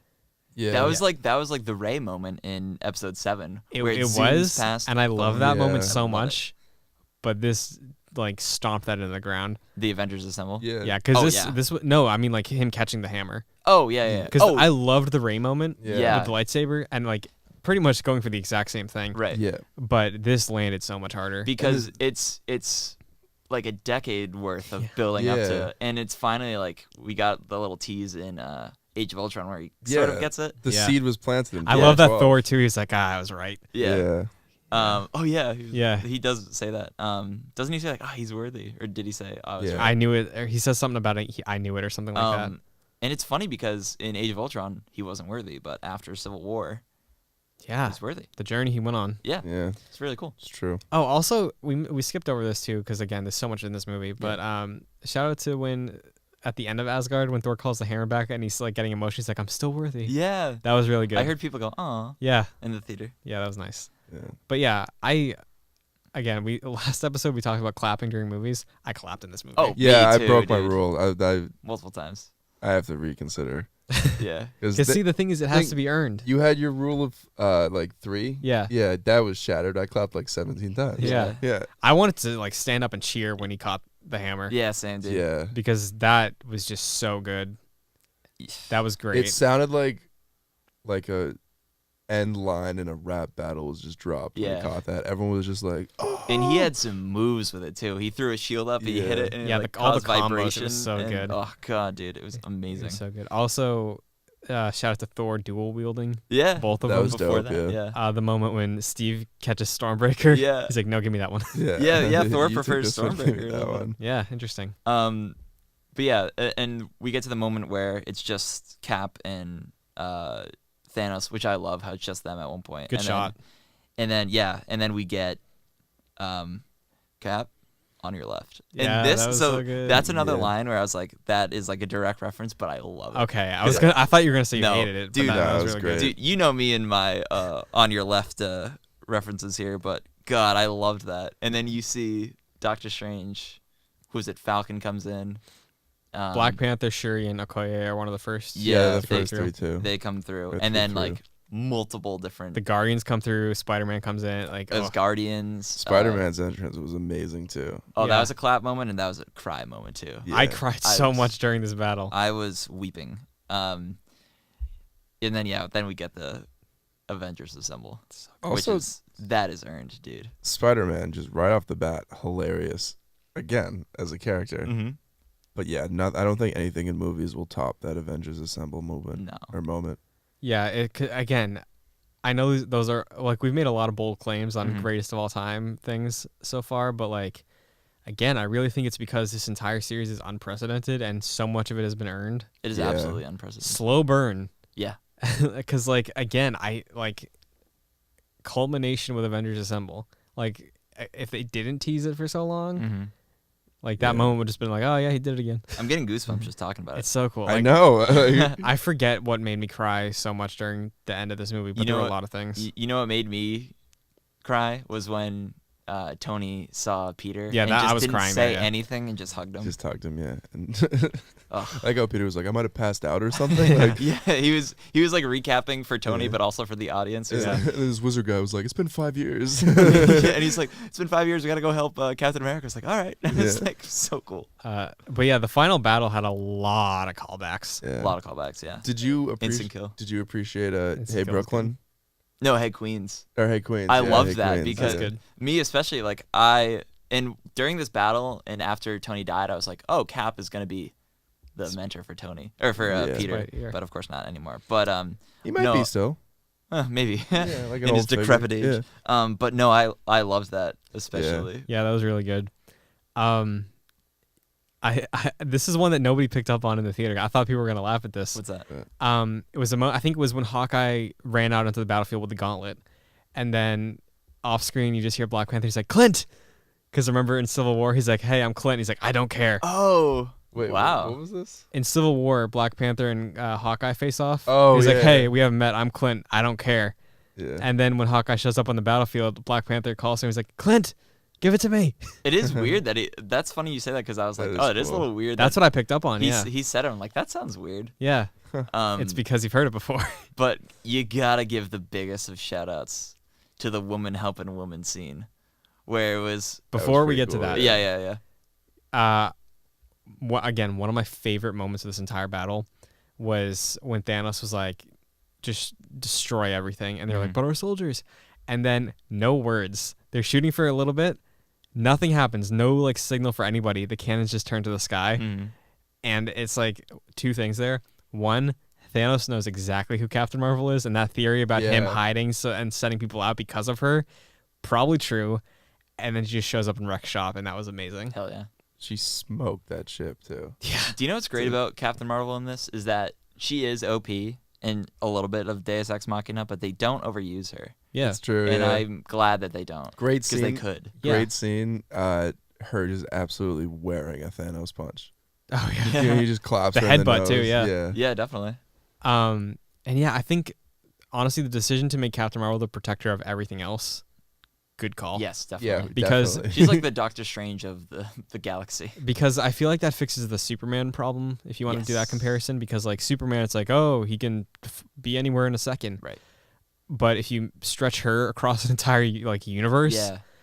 I feel like that makes it more like, yeah, she has a lot to deal with. So that's her conflict. That line is so important. It's like It is, yeah. none of these planets have the Avengers. Can It's I so important. can I run a theory? What's up? The reason she came back, Fury got unsnapped. Oh Hit yeah, her he up on the beeper. maybe, possible, yeah, yeah. that'd be cool. That was a really good moment though. Yeah. Yeah. And And then yeah, that led into the. this is a where little later, yeah. where Peter had the gauntlet and he's messed up. I know that was and, so good. And he gives it to He Captain. gives it to Captain Marvel. Oh, yeah. what a sweet scene! Like, Yeah. hey, I'm Peter. Hi, Peter. Like very sweet to him. He's Yeah. like, you got something for me? Yeah. And he gives it to her and he's like, yeah, I don't know how you're gonna make it through that. And then Okoye, Scarlet Witch, Shuri, Mm-hmm. Wasp. Mantis, the Wasp. Wasp came in last, and when Wasp popped up, and then Yeah. I saw like it was everybody. That's when I started crying. It was Yeah. all like and Pepper, like Yeah. all the Did female. Gamora, was Gamora and Nebula in it? Yeah, I They- think they think they they were, must have yeah. been. It Yeah. was like all It was the women, everybody, and yeah. it's like Yeah. hell yes, dude. Mhm. This was like the Infinity War moment where, the child of Thanos was like, you're all alone, or you're gonna she's die not alone. alone, yeah. And she's like, she's not alone. Yeah. This was that times 1,000. Oh, yeah, God, I loved it. I thought it landed incredibly well, and the thing that really like hit, because I did cry at that. The Oh, thing yeah, that me really too. hit me was when Wasp popped in, because Mhm. when Wasp popped in, that's pretty much most of who was up there is the A-Force, which is an all-woman Avengers team from Oh, the hell yeah. comics. Oh, really? Yeah, that was pretty much all of them. Oh, I'd love to see That's that. sick. There's a couple that they haven't introduced into the MCU yet, but Yeah. that was pretty much them. Like Oh, Ms. damn. Marvel, is she in there? I think she is, Oh, cool. and I think Cassie is in there. Cassie Lang, I was saying this to Pat. Like, yeah. I think they're gonna start having her Young Avengers. in the Avengers now, Yeah. because they tease it a little bit in Ant-Man and the Wasp as a joke, but now Yeah. she's like a teenager. So Yeah, that moment was great. Also, Valkyrie carrying a lot of that battle, like on her horseback. Like Yeah. the tracking shots of her were awesome. that was really cool. Spider-Man she was on the also horse, in that too. scene. Yeah, Yeah. What did he say to her again? There's something funny. He had a lot of good lines. He was just like going like character to character, like people throwing him. He's like, thanks, I don't know who you are. Like just kind of like very Peter Park-esque stuff. It was so funny. It was real good. You mentioned the insta-kill thing. That was a good moment. Yeah. It was a great moment. Did he say Karen activate instant kill? I think he just said activate instant kill. Okay. Yeah. I'll listen the second time to see if he says Karen, because that'd be funny. Me too. And those little tong things just go to work. What is it? The spider claws. Oh yeah, those are. Those are. I love too how he did that. I got this. I don't got this again. Yeah. That was good. What else happens in this battle? But before we get to the moment. Yeah, we mentioned Captain Marvel coming in, taking Thanos. So good. Ant-Man. Oh, it's coming up as Giant Man. Flying, Oh yeah, just punching it right in the face. Yeah, that was so good. Yeah, and Ant-Man and the Wasp try. Oh, the Wasp. Captain America says something to Ant-Man and the Wasp, and the Wasp goes, "You got a Cap." And and they look at each Wasp other. and Ant-Man look at each other. Again, and she's like, "This is cool." Actually, a lot of references in this movie, but a lot of them land. Yeah, that I liked that too. Yeah. I guess like there aren't like many specific ones. It's just like overall, it's like a little too a lot of callback. Tongue in cheek. I think the final battle has a lot of callbacks. It does. Yeah, it definitely does. It does, but it was great. But yeah, they all land very well. Yeah, I mean this part in the movie is literally perfect. Another callback that didn't say anything. It was Rocket and Bucky fighting side by side again. Yeah, that's a good point. Again, the pairings. Yeah, something about that. Like, can I get that arm now? Yeah. Again, a lot of the pairings following up was cool, even if it was just for a couple seconds. Yeah. Drax showing up, just taking that thing down. Yeah, so funny. Drax only had one line this entire movie. What did he say? It was at the end when they were all together on the ship again. Oh, you should fight for whoever's the strongest. Yeah. That's fine. That was his only line. Outside, if you don't count him screaming. Yeah. He yelled when he got the thing. Yeah. And again, it was the most Drax attack ever because he didn't do any crippling damage. He was just stabbing him a bunch. Yeah, that was really funny. There's just so many characters in this final battle. Like, Star-Lord. Yeah. We haven't talked about Star-Lord. Star-Lord and Gamora. That was a good moment. And it's weird because Star-Lord gets saved by Gamora. It's like, oh, the woman I love. And she's like, who the hell are you? Yeah. It's very cool. Yeah. So you mentioned before about Guardians 3 being super depressing about him trying to move on from Gamora. Yeah. If Guardians 3 is about like a subplot of like him and Gamora, like him trying to like show Gamora about like why they love each other, that'd be interesting. That'd be really interesting. Now, you were saying this earlier. Where's Hulk in all this? Do we see him I think he's like taking a minute because he did the snap and then he got like toasted. He's probably crippled. Oh yeah, because he in shows up in a sling at the end. later Yeah. on. And it's still like it looks A, smaller, and B, charred. Yeah. Right. So I think he's done. So we want to get into the big boy. I think so. I want to give one more shout out to the Avengers Assemble moment and just seeing them all rush in. That was great. Hell yeah. I think that might overtake the circle shot for me. Oh, it's got to. And it looked as if they were gonna do the Tim Geddes prediction, where they showed Thanos looking around at all of. That would have been cool. It gets right to the point, but it doesn't. Yeah. But the side shot of all of them and like seeing like all the types of heroes grouped together, Hell like you see Star-Lord and you see Pepper together, because they're both flying in, and then Ant-Man's charging in like Giant, and then you see like all the other characters like that. God. Kind of cool that they just let Chris Evans have that moment, because Iron Man in that scene when it zooms in, like Iron Man isn't in that initial following shot. Yeah, and then once it gets to Captain America's center shot, and he's kind of doesn't even have focus on him. He's in the back. Yeah. Captain America, like, it's tough to say he's the leader, because like he is, but he also isn't. Yeah. Like him and Tony are both equal. It's a nice back and forth. I think at this point, because like Tony's the coach, he's the captain. You know that's what a I good mean? point. That's actually a really good point. Like Avengers 1 clearly skewed towards Tony, but like ever since then, I feel like it's been pretty balanced. Yes, I think so. And this was a major flaw for me in Infinity War. Not a flaw, but like something I wish they focused more on was Captain America. He got like no focus in the movie. Cap has the most time. Thank God. I loved that. An hour 6 minutes, but amazing. A certain Tin Man, Iron Man, has an hour and 2 minutes. Oh. Because Iron Man is the one who makes a sacrifice. Yes. Let's talk about that. It was sad. It really it was sad. Yeah. And it was like, I don't know if I'm just in denial or if it just felt right. Right. But I wasn't like weeping, but I was crying. Yeah, I was crying. Like there were other things that made me cry harder, but this was like, I had tears, but like, I think it was also because I couldn't tell when he actually died. I couldn't either. But I like that because I love how like unceremonious it was. Yeah. It was just like he it wasn't a slouch over. Yeah, it was like it was just he did it. And the thing that really hit me was when Pepper said you can finally rest now. That's when I was like, oh man, okay. What got me was, of course, as it always has been, was the Peter. And it's There's a lot of two sides to the same coin here. Like when Thanos is watching his army get snapped, it's like the same.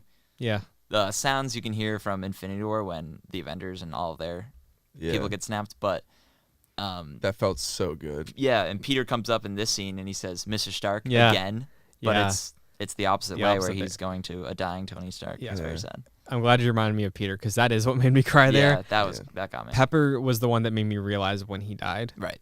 Yeah. That was when he died. Yeah. For sure. And honestly, like the way it was, and again how ugly it was, like he probably wasn't aware of anything that was happening at that point. Tony? Yeah. Yeah, no, he was done. So I thought for a couple seconds that like he was good. Not that he was good. He was gonna walk away. Like, not walk. I thought he was gonna be like become like a like just in a coma. Yeah, or something like that. Like a vegetable. And be kind of like a lifeless body with life, and that would be why he hung up the armor. Okay. Oh, I see. Yeah, but then he I think him dying was a way better. Yeah, I mean this was definitely a good way to send him out. Like he had all the power. Yeah, right there in his hand. He did it. It's awesome. I think they made their point clear of like, Tony is never going to be able to walk away. So he's the one that had to do it. Also, like, I am Iron Man, dude. Oh my God, what a line! I love how drawn out it was too. Yeah, because he was just like hyping himself up, and he was like, "This is it." I had a bit of confusion here. I missed it. I had to ask you guys. Yeah. Of why? Because I thought like logistically, if you're listening to this, you can't see, but like if Thanos is like here, I thought Iron Man was like 45, 50 feet away. Yeah. Thanos snaps, and then suddenly Tony has them. So what? But the thing is, before that, Doctor Strange just says one. Yeah. And I was like, is Strange gonna do something? Like I didn't know what happened and like how Tony got them, but I did miss something. I think. So what happened? That was a great part too that we didn't touch on. Was Doctor Strange looking at him, and before that he was like, "Is this the one?" Yeah. He's like, "If I tell you, it won't happen." Yeah. And then without saying it, but also saying it, he's like, he gives the one, basically saying, "This is it." Yeah. And I can't say it. Mm-hmm. And then Tony gets in and like gets hand to hand with Thanos. Gotcha. Okay. And Thanos brushes him away, but as he's doing that, you can see Tony like kind of swipe. He tries. At him. Okay. So what it looks like is that he's like trying to take the glove off. Yeah. Okay. It looks like he maybe, I don't know. Maybe the stones, since it's in Stark armor, maybe they were like attached to like some thing that he like called on his suit to get him, or like he did swipe at him, so that's how he got him. It's nanotech, so you probably just could have like. It's very possible he was just started like joining his hand. It's very possible. Yeah. So that was really good. That again, like it was just very strong. It was a really solid closing for that character. Yeah. But it didn't hit me the way I thought it was gonna hit me. No. I thought it was gonna be a mess. Yeah. But I was like, this feels right. It felt really right. I know that funeral had me pretty sad. See, that got me upset. Yeah. Not upset, but like, like physically upset. Yeah, for sure. When they sent out the bouquet that said "Proof Tony Stark has a heart." What a great callback. Yeah. You're right, Christian. Like they really went with like the deep cuts here, and like you better have seen every Marvel movie to appreciate everything in this, because that's something we haven't seen since Iron Man 2 or Iron Man 1. I think the first one. Yeah. So wow, what a great callback. Yeah, and the funeral. I guess we can transition there. Yeah. They saved the day. Good job, guys. Yeah. The funeral, again, very emotional. I was crying the entire time. Yeah, Morgan Happy John too. Favreau. Happy's moment. Yeah, but the cheeseburgers. Yeah, that's the callback to original Iron Man. Yeah, and I hope. I have a feeling Happy's gonna stick around for a longer time now, especially with the Spider-Man movies. Hey man, him and Robert Downey Jr. are the guys who started this. Yeah, so I'm glad if Favreau sticks around more. Yeah. And if he's like the godfather to Morgan, that's what the vibe I got. Like I don't know if they ever said I think so. It seems but it seems like he's probably her godfather. We should talk about the characters that we see at the funeral, because some of them are like really deep cut Marvel characters. Yeah, so up front it's Tony and Peter and May. Yep. Cap. Yeah, Cap's like third, I think. It's like it's Pepper and Morgan, and then probably Peter Abby. and Peter or and Mayor. Happy. Yeah, right. Happy. And then Peter, Cap, Rhodey. Hulk is up there too. Hulk is up there in a sling. Yeah. We see Surprised they make Winter suits Soldier, that big. right? Mm-hmm. I mean, we see like everyone that we've seen in the Yeah. movie at various stages. Yeah. But Hank then Pym's there. Hank Pym's there. Yeah. So is Ross. General Ross. Yeah, you're right. Yeah, I didn't know. Ross. I didn't even know that Ross. Yeah, he was in the there. back. Yeah, he's back right. What about the Hank Pym's wife? She We was didn't there as see her. well. No, she was there. She was there. Oh, She was oh, in the- was she? Michelle yeah. Pfeiffer was there. Surprised Cassie wasn't there.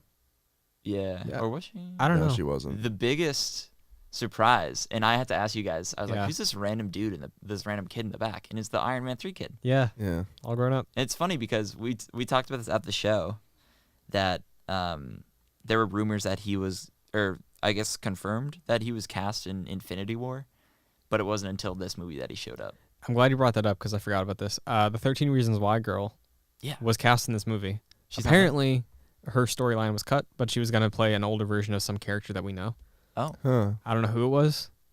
Maybe Morgan. Spider-Man. Like, yeah, I was thinking like Character. maybe there might have been something about like a vision of the future and seeing Morgan grown up, and maybe like that's the last thing Tony saw or something. Yeah. Because they kind of allude to the fact that Tony's kind of been prophetic Yeah. in these movies, you know, especially with in the Age of Ultron vision, like Cap's shield It's the cracked in same. half. It's Yeah. like almost the exact same the way that it was. Right. Yeah. But yeah, the funeral's good. After the funeral, they're ready to send the stones back. Mm-hmm. Well, there's a lot of stuff going on. Oh, true. There's before like that. some like where everybody's leaving. The off. Guardians go off with Thor. I'm very happy about Thor that. I'm hands stoked for the, that. Yeah. he hands the leadership of new Asgard to Valkyrie, which is awesome. Yeah, they already have Yeah. a leader or king. Yeah. Is that what he said? He said they already have a king. Yeah, specifically that was king, really good. which is awesome. And then the Asgardians of the Galaxy, as Thor calls it. Yeah, and that is a comic line. Mm-hmm. Yeah, you were saying that in the car ride back home. So That did was he funny. say Asgardians of the Galaxy, did. or Yes, did he he say did. Us Guardians of the Galaxy? And then Quill gave him the look. I think it was Asgardians of the Galaxy. Okay. Yeah. Either way, that's cool. Yeah, definitely. I love that Thor's part of that team. I hope he stays chunky, because then he's just like having I a good also hope time. He stays a little Yeah, fat. I don't think he will. I know, because I think it's like if you. Kayla's shaking her head over I there. know she Yeah. hates this. If you give chunky Thor to the Guardians, he's still super powerful as we've seen. Right. Yeah, it's But true. then you don't get that bickering back and forth between him and Star-Lord. You do to an extent, but it's just because of the egos. I wish Peter was like, now he looks fat. Yeah. Like Yeah. we never got that Yeah.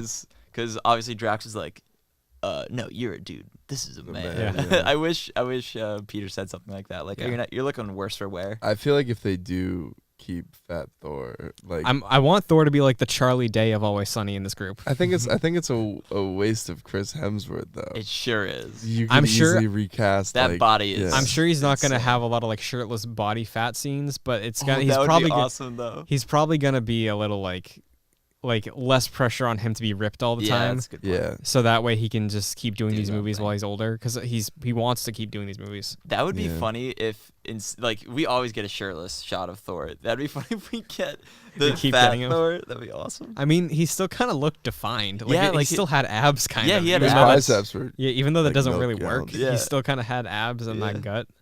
I just think it's so funny that Chris Hemsworth has an entire fitness company now. Like it's an app, it's got nutrition, it's got workouts to do, and the first movie after he launches his fitness line, he's fat. Yeah, that's funny. So that's funny. What else do we get? Any other side stories, like people going off doing things? I think so, but I'm really happy with how the Guardians left off. Yeah, I You, think so too. you get the Lang family kind of sitting and watching fireworks. That at is one like a point. whole montage at the very end, though. Yeah. that we get to. Oh, with But with before Stark before talking, Cap, you're right, before right. Cap scene. So the Guardians leave off. Thor takes care of Valkyrie and Asgard. I think that might be it.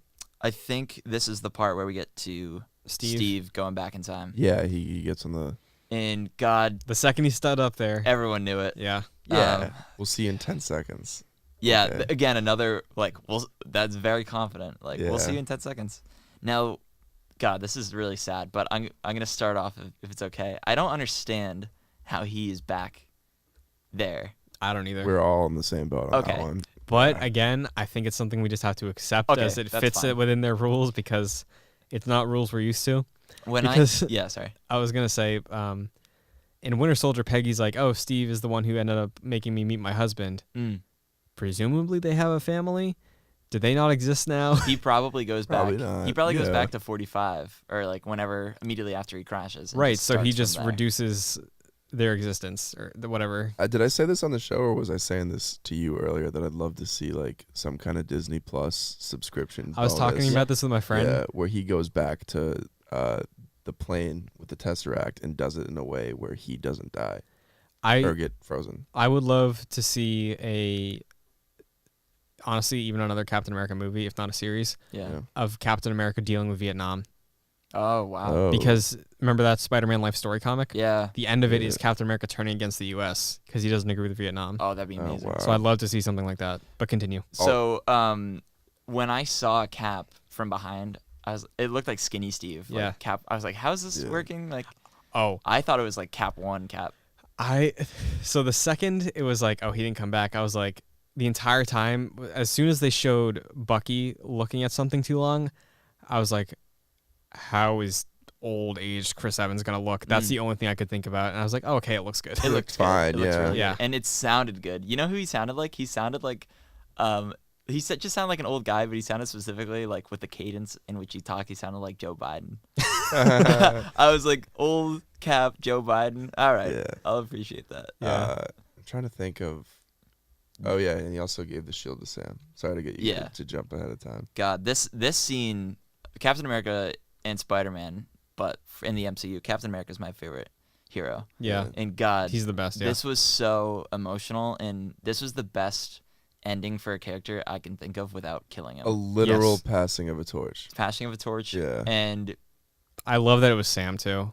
I wanted it to be Sam since Winter Soldier. I wanted it to be Bucky because I think it'd be really interesting for like a redemption. Because the world would be like, didn't this dude like kill a bunch of people and we thought he was responsible for the bombing in the UN. Of the UN. Yeah. So, and Bucky also has the serum, right? Does he have the super soldier serum? In him, yeah. Yeah. He's the most like Captain America. Yeah, he's like of the two. Evil Captain America. Sam does he not. Was. Sam just has wings. But in the MCU, it makes more sense because Falcon got more lines, it got more time with Cap in the MCU, and Falcon has always been my favorite supporting character. Yeah, Falcon's awesome. So I'm glad he's getting the bump up. Hey, Tic Tac. Now, here's my question: Yeah. Do you think Disney duped us by saying that there's going to be a Winter Soldier and Falcon I show? don't know. Do you think it could be Captain America and the Falcon? I think they'll call it. Or not Captain America and the Winter Soldier. Yeah, not the Falcon. I think they'll call it Falcon in Winter Soldier, and maybe by the end he'll take the moniker of Captain America. When do you think we get a new Captain America movie? Do you think we get one in Phase 4? Yes. Yeah. I'll say yes. Okay. I don't know. I think it's going to be next Avengers. We don't know anything right now, really. There's Black Widow, Shang-Chi, Yeah. Guardians 3, and then assuming Black Panther 2, Doctor Strange 2. I imagine after Spider-Man, we'll have another Kevin Feige press conference where we get another calendar. Another timeline, yeah. But this scene really got me. And I was like, after Tony died, I was like, okay, crying's done. No, it's not. This is the most fulfilling part of the MCU for me because Cap finally gets that dance, dude. Mm-hmm. He's been saying it since Cap 1. He's like... I like how they led into it, too, because the wedding ring tease. And Falcon's like, you want to tell me about her? He's like, no. I don't think I will. Yeah. Because he's keeping that to himself because he's shared everything with the Avengers. He's like, no, this one's for me. And he gets to live a life, dude. And just a normal life. Mm-hmm. It was a perfect ending. Ugh, it made me so... It was a storybook ending. Yeah, it was really good. And before we end it, before the Endgame ends, we get what you were leading on to earlier. We get Tony Stark basically addressing the audience. Yeah. With like the final line. And again, none of this felt cheesy. No. He was Tony Stark was basically saying like goodbye to Morgan, but also goodbye to the MCU. Like it was like very self-referential to the audience, but also like within the context of the MCU itself. A really good speech. Very good. Yeah. And I'm kind of glad now that he's not coming back as an AI, because I know that was a theory too. We don't know that exactly, do we? That could still be something. No, but I wouldn't really like it now. Oh, okay. You wouldn't like it now? I think he should stay dead. I think maybe not resurrecting him as an AI, but if there's some sort of instance where they like in 10 years when they need Tony Stark's expertise or something. I don't think it's out of the question that like 10, 15 years from now when there's some big event and it's like not announced, no like hype about it, middle of like Avengers 7 or something. Yeah. Tony Stark shows up. I could see something like that. Yeah. What's great about there being no end credit scene to like kind of I was hoping there wasn't going to be one. Yeah, to tease that maybe he's an AI, because we were talking about that in the theater. I was like, oh, is he going to be the new Karen for Peter? Yeah. I liked it at first, but as time has gone on since the showing, what's great about there not being a tease for that is there would be no permanence or like no effect of Tony Stark's death. Like there would be no weight to that. And there is now. Like for us right now, he's dead. Yeah, and for a lot of characters in this movie, they're like essentially half of the original 6 is out of the picture now. Yeah. Cap, Tony and Widow. Black Widow. Yeah. That's it. Yeah, because we're getting presumably Hulk's going to stick around. Yeah. Thor, obviously. Mm-hmm. Hawkeye's getting a show. Right. So. And that's all that's left, right, from the original? Originals, yeah. Yeah. Fury's still around. Fury is still around, yeah. What I'm interested in is I want to see how Far From Home is going to handle this. Because presumably it's after the 5-year resurrection. It's probably going to be why Peter doesn't take the suit, is the trauma of like losing. Yeah, there was a great Twitter video, like what you were saying, of the trailer of Far From Home, where Peter looks at the closet, and someone edited a sound clip of him going, "Mr. Stark, I don't feel so good," and he's like doesn't want to get it. Yeah, so I think so. I'm pretty sure. I think Feige has said that Far From Home takes place minutes after the end of Endgame. Wow. Yeah, the start of Far From Home at least, right? So like after the funeral, you think? Maybe. Probably. Maybe. Yeah. Maybe. Or well, Ned comes. Oh. They meet up. Maybe. He meets up with Ned at some point. Because you know how there's the moment with like Happy in the trailer when he's like, "You're all alone," and they're sitting on a plane. Mm-hmm. Maybe they're flying back to Queens from wherever the funeral was. You think this is gonna be a really sad Spider-Man? I don't think so. Okay. I think he's gonna be happy to be back with his friends, but I think he's gonna be more mature. Yeah. And Pat, you were mentioning this. I don't know if we said this on the podcast, but we don't know like why Ned is back in high school. Oh yeah, it makes no sense. Again, I think it's another one of those things where it's like straight up. Yeah. But Ned's got this look in his face like, "Oh, my best friend is back after 5 years." Yeah. But Ned's got to be like 21. There's probably going to be something to address that in Far From Home. I was also saying that maybe he got snapped, and even if he did, he'd still be excited to see Peter because Peter went off in space to fight Thanos, and he came back alive. Then again, Ned doesn't know that. Well, he knows. He knows that he left, and then he never left, showed up again. Oh, really? Because he was like, Ned caused a distraction. We're all gonna die. I thought it was gonna be more of his friends too, but I think just having Ned was a good decision. I think so too. Who else? You see Wakanda again in the end shot. Yeah. Solid. It's very like Star Wars-esque. Yeah. Ending. Like episode 6. Yeah, it is very fireworks. much like episode 6. I was thinking this feels like Return of the Jedi a little bit to me.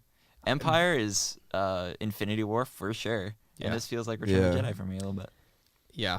I always like was happy like as kind of a kid growing up that I never had a movie like The Empire Strikes Back in my life where I had to sit and wait. Yeah. Well, they had to wait 3 years. Yeah. Yeah. I mean, and they got nothing in between. We still got a couple Marvel movies in between. Yeah. Yeah.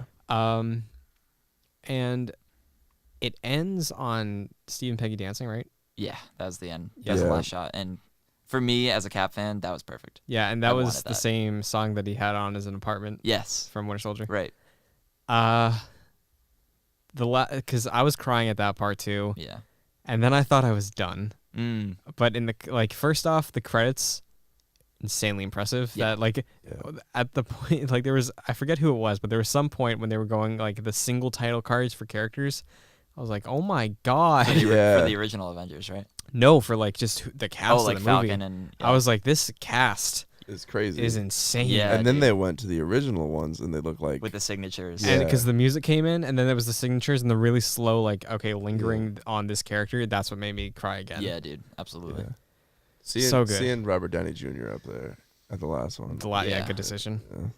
So that is all of Endgame. Dude, this I don't even know how to describe it. This is gonna be in history our kids' generation will be like, what was it like growing up with the Marvel Cinematic Universe? Like Yeah. how we ask our It's parents. gonna be like, yo, you missed out. Yeah, like we asked our parents, like, what was it like growing up with Star Wars? Yeah. And this is what's gonna be like. Like Yeah. sitting in a theater watching Endgame. I can't wait to show my kids this movie series. Yeah, absolutely. Endgame, I think, is the best theater experience I've ever had. I said that immediately after the movie ended to you guys. I yeah. agree with you on that. I agree, even though I have those people next to me. I agree. Yeah. There's a lot of awesome But like, moments. it's a movie that made you clap. Yeah. Like that's saying and something. I'm on the record as being like, I don't Just like last week. clapping in movie theaters. Yeah, I can't say enough great things about that experience. It was hard for me to rank, and Yeah, same. Not for we me. should probably start going into that right now. Yeah, let's do that. Oh, Kayla, could you throw me my list? I have a list of rated movies over there. The final definitive ranking Thank for you. all of us. Also, Oh my god. I wanted to give a shout out to something Kayla said. She said that the main story points and arcs of Endgame are kind of parallel to the ones in Infinity War. Yeah, that's very true. Of like the points where someone dies, the way the snap is handled, the way it's shot. Yeah. A lot of similarities. Yeah, that's a good point. That was a good observation. Oh, also, before we start this, can I ask you guys one question? Sure. What's up? Do you think Tony Stark is a symbol for Stan Lee in some regard in this movie? What do you mean? Just kind of the way they said goodbye to the character of Tony Stark. Do you think that's kind of symbolic of saying goodbye to Stan Lee? I guess you could view it that way. I don't know if Yeah. it was purposely put that way, but that's a good way of thinking of it. I still think that the most effective goodbye for Stan Lee for me was Spider-Verse. Yeah. Just because of what he says to him and the to- context of everything. Oh about yeah, when he's like, it's after Peter died, and then it's like, oh, the suit always fits. Like that Yeah. whole thing. I thought that was really Yeah. good. So, who wants to go first for rankings? I'll go first because Okay. Okay. my this is a nightmare. I don't know if this is Legible. Lots of I stars. haven't- I know it though. What's going on here? Okay. I'll start from the bottom. I'm not going to go by numbers, though, because I don't know the numbers. So it goes Thor 2. Oh, no, it goes Hulk, Thor 2, Thor, Iron Man 2, Doctor Strange, Iron Man, Ant-Man, Cap 1, Avengers, Iron Man 3, Ant-Man and the Wasp, Captain Marvel, Black Panther, Guardians of the Galaxy, Winter Soldier, Age of Ultron, then Winter Soldier, Spider-Man Homecoming, Guardians of the Galaxy 2, Thor Ragnarok, then Civil War, then Infinity War, and then Endgame. Very nice. Wow. Civil War's above Thor Ragnarok for you now? Yeah. Oh, cool. Yeah. I'll go next. 22. Also, I thought it was kind of cool that they were like, oh, this is 22 days after the snap happened, and then this was the 22nd movie. Very I cool. thought that was a little Yeah. nod. Yeah. 22 is The Incredible Hulk. 21 is Thor the Dark World. 20 is Iron Man 2. 19 is Captain America the First Avenger. And from there on, these are all at least like three or 4 stars. Like these Yeah. are pretty good. Yeah. Because the next up is Avengers at 18. 17 is Thor. 16 is Doctor Strange. 15 is Iron Man. 14 is Ant-Man. 13 is Iron Man 3. 12 is Captain Marvel. 11 is Ant-Man and the Wasp. 10 is Civil War. 9 is Age of Ultron. 8 is Guardians of the Galaxy. 7 is Thor Ragnarok. 6 is Black Panther. 5 is Avengers Infinity War. 4 is Guardians of the Galaxy Volume 3. 3 is Spider-Man Homecoming. 2 is Avengers Endgame. And 1 is Winter Soldier. The only reason Endgame is not number 1 for me, because I really think that this is the best movie they've ever made. Yeah. I have to see it one more time before I can give it number 1. Yeah, again, in my ranking, I have it at a certain place. Yeah. And I need to stew on it, really. So Not me. I impulse it. yeah, That's what I did for Infinity War, but I ended up bumping it down a little bit over time. right. So for But me, I feel much stronger about Endgame. going yeah. ahead. For me, number 22 is Hulk. 21 is Thor: The Dark World. Number 20 is Doctor Strange. 19 is Thor. 18 is Ant-Man. 17 is Iron Man 2. 16 is Iron Man. 15 is Captain America: The First Avenger. 14 is Captain Marvel. 13 is Iron Man 3. 12 is Ant-Man and the Wasp. 11 is The Avengers. 10 is Guardians of the Galaxy Volume 2. Number 9 is The Avengers: Age of Ultron. Number 8 is Thor Ragnarok. 7 is Black Panther. 6 is Guardians of the Galaxy. 5, Spider-Man Homecoming. 4, Captain America: The Winter Soldier. Number 3, Avengers Endgame. Number 2, Avengers Infinity War. Again, I feel like they're both like pretty much up there. Number 1 is still Civil War. But I'm debating whether Infinity War is better or not.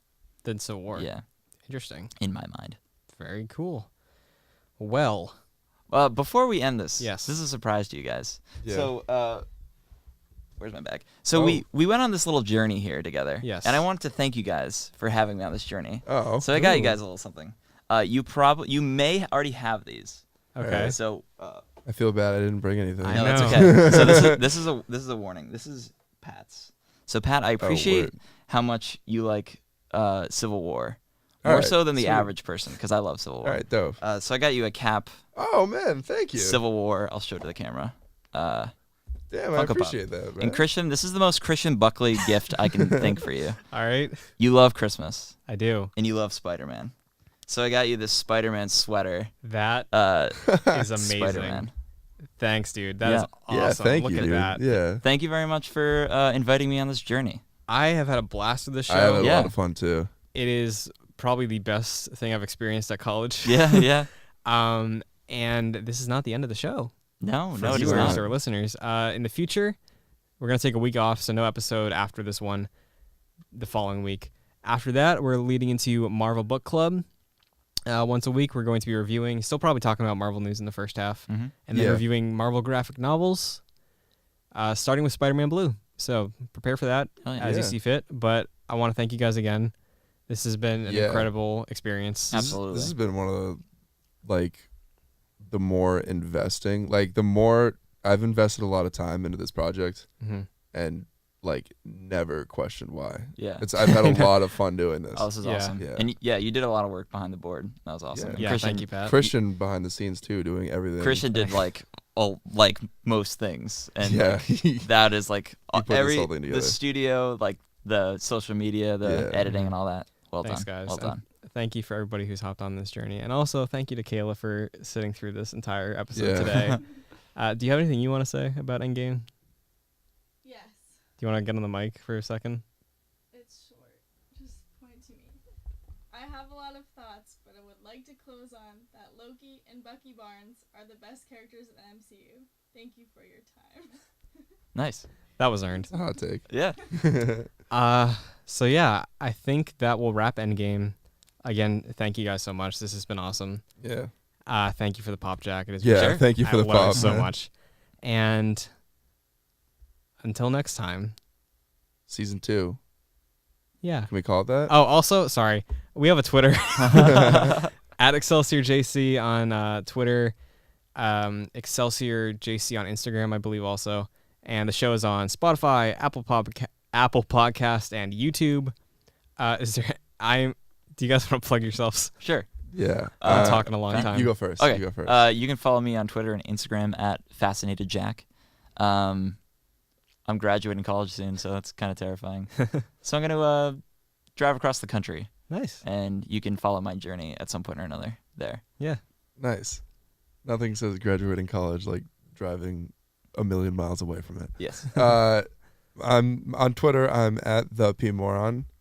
I'm not I'm walking in graduation, but I'm not. So you'll see me in the studio next year. Which I'm excited for. We got plans for the fall for another review series. We've been excitedly texting. Yeah. You can find me on Twitter at Chris N. Buckley. I forget if I plugged myself already. JoyClicks is where you're watching this if you see my face. Lots of great content on there. We all do a lot of hard work. More from these guys on there too in the future. Yeah. And Kayla. Oh, I'm behind the pole. My Instagram. You're at Kayla KK on Instagram. Yes. And my YouTube. And Kayla S on YouTube. Thanks. If you want to check out. How'd you get Kayla S? I feel like that'd be a very sodded nickname Do you know how for my YouTube. name's spelled? No. It's KALAH. Okay. Yeah. Handles. There you go. Yeah. All right. It's mine. So that closes it out. And until next time, Excelsior, I guess. Sure. We never said that before. I thought of that last night. I was like, why didn't we use that as an outro? That's a very good point. Excelsior. Excelsior. Excelsior.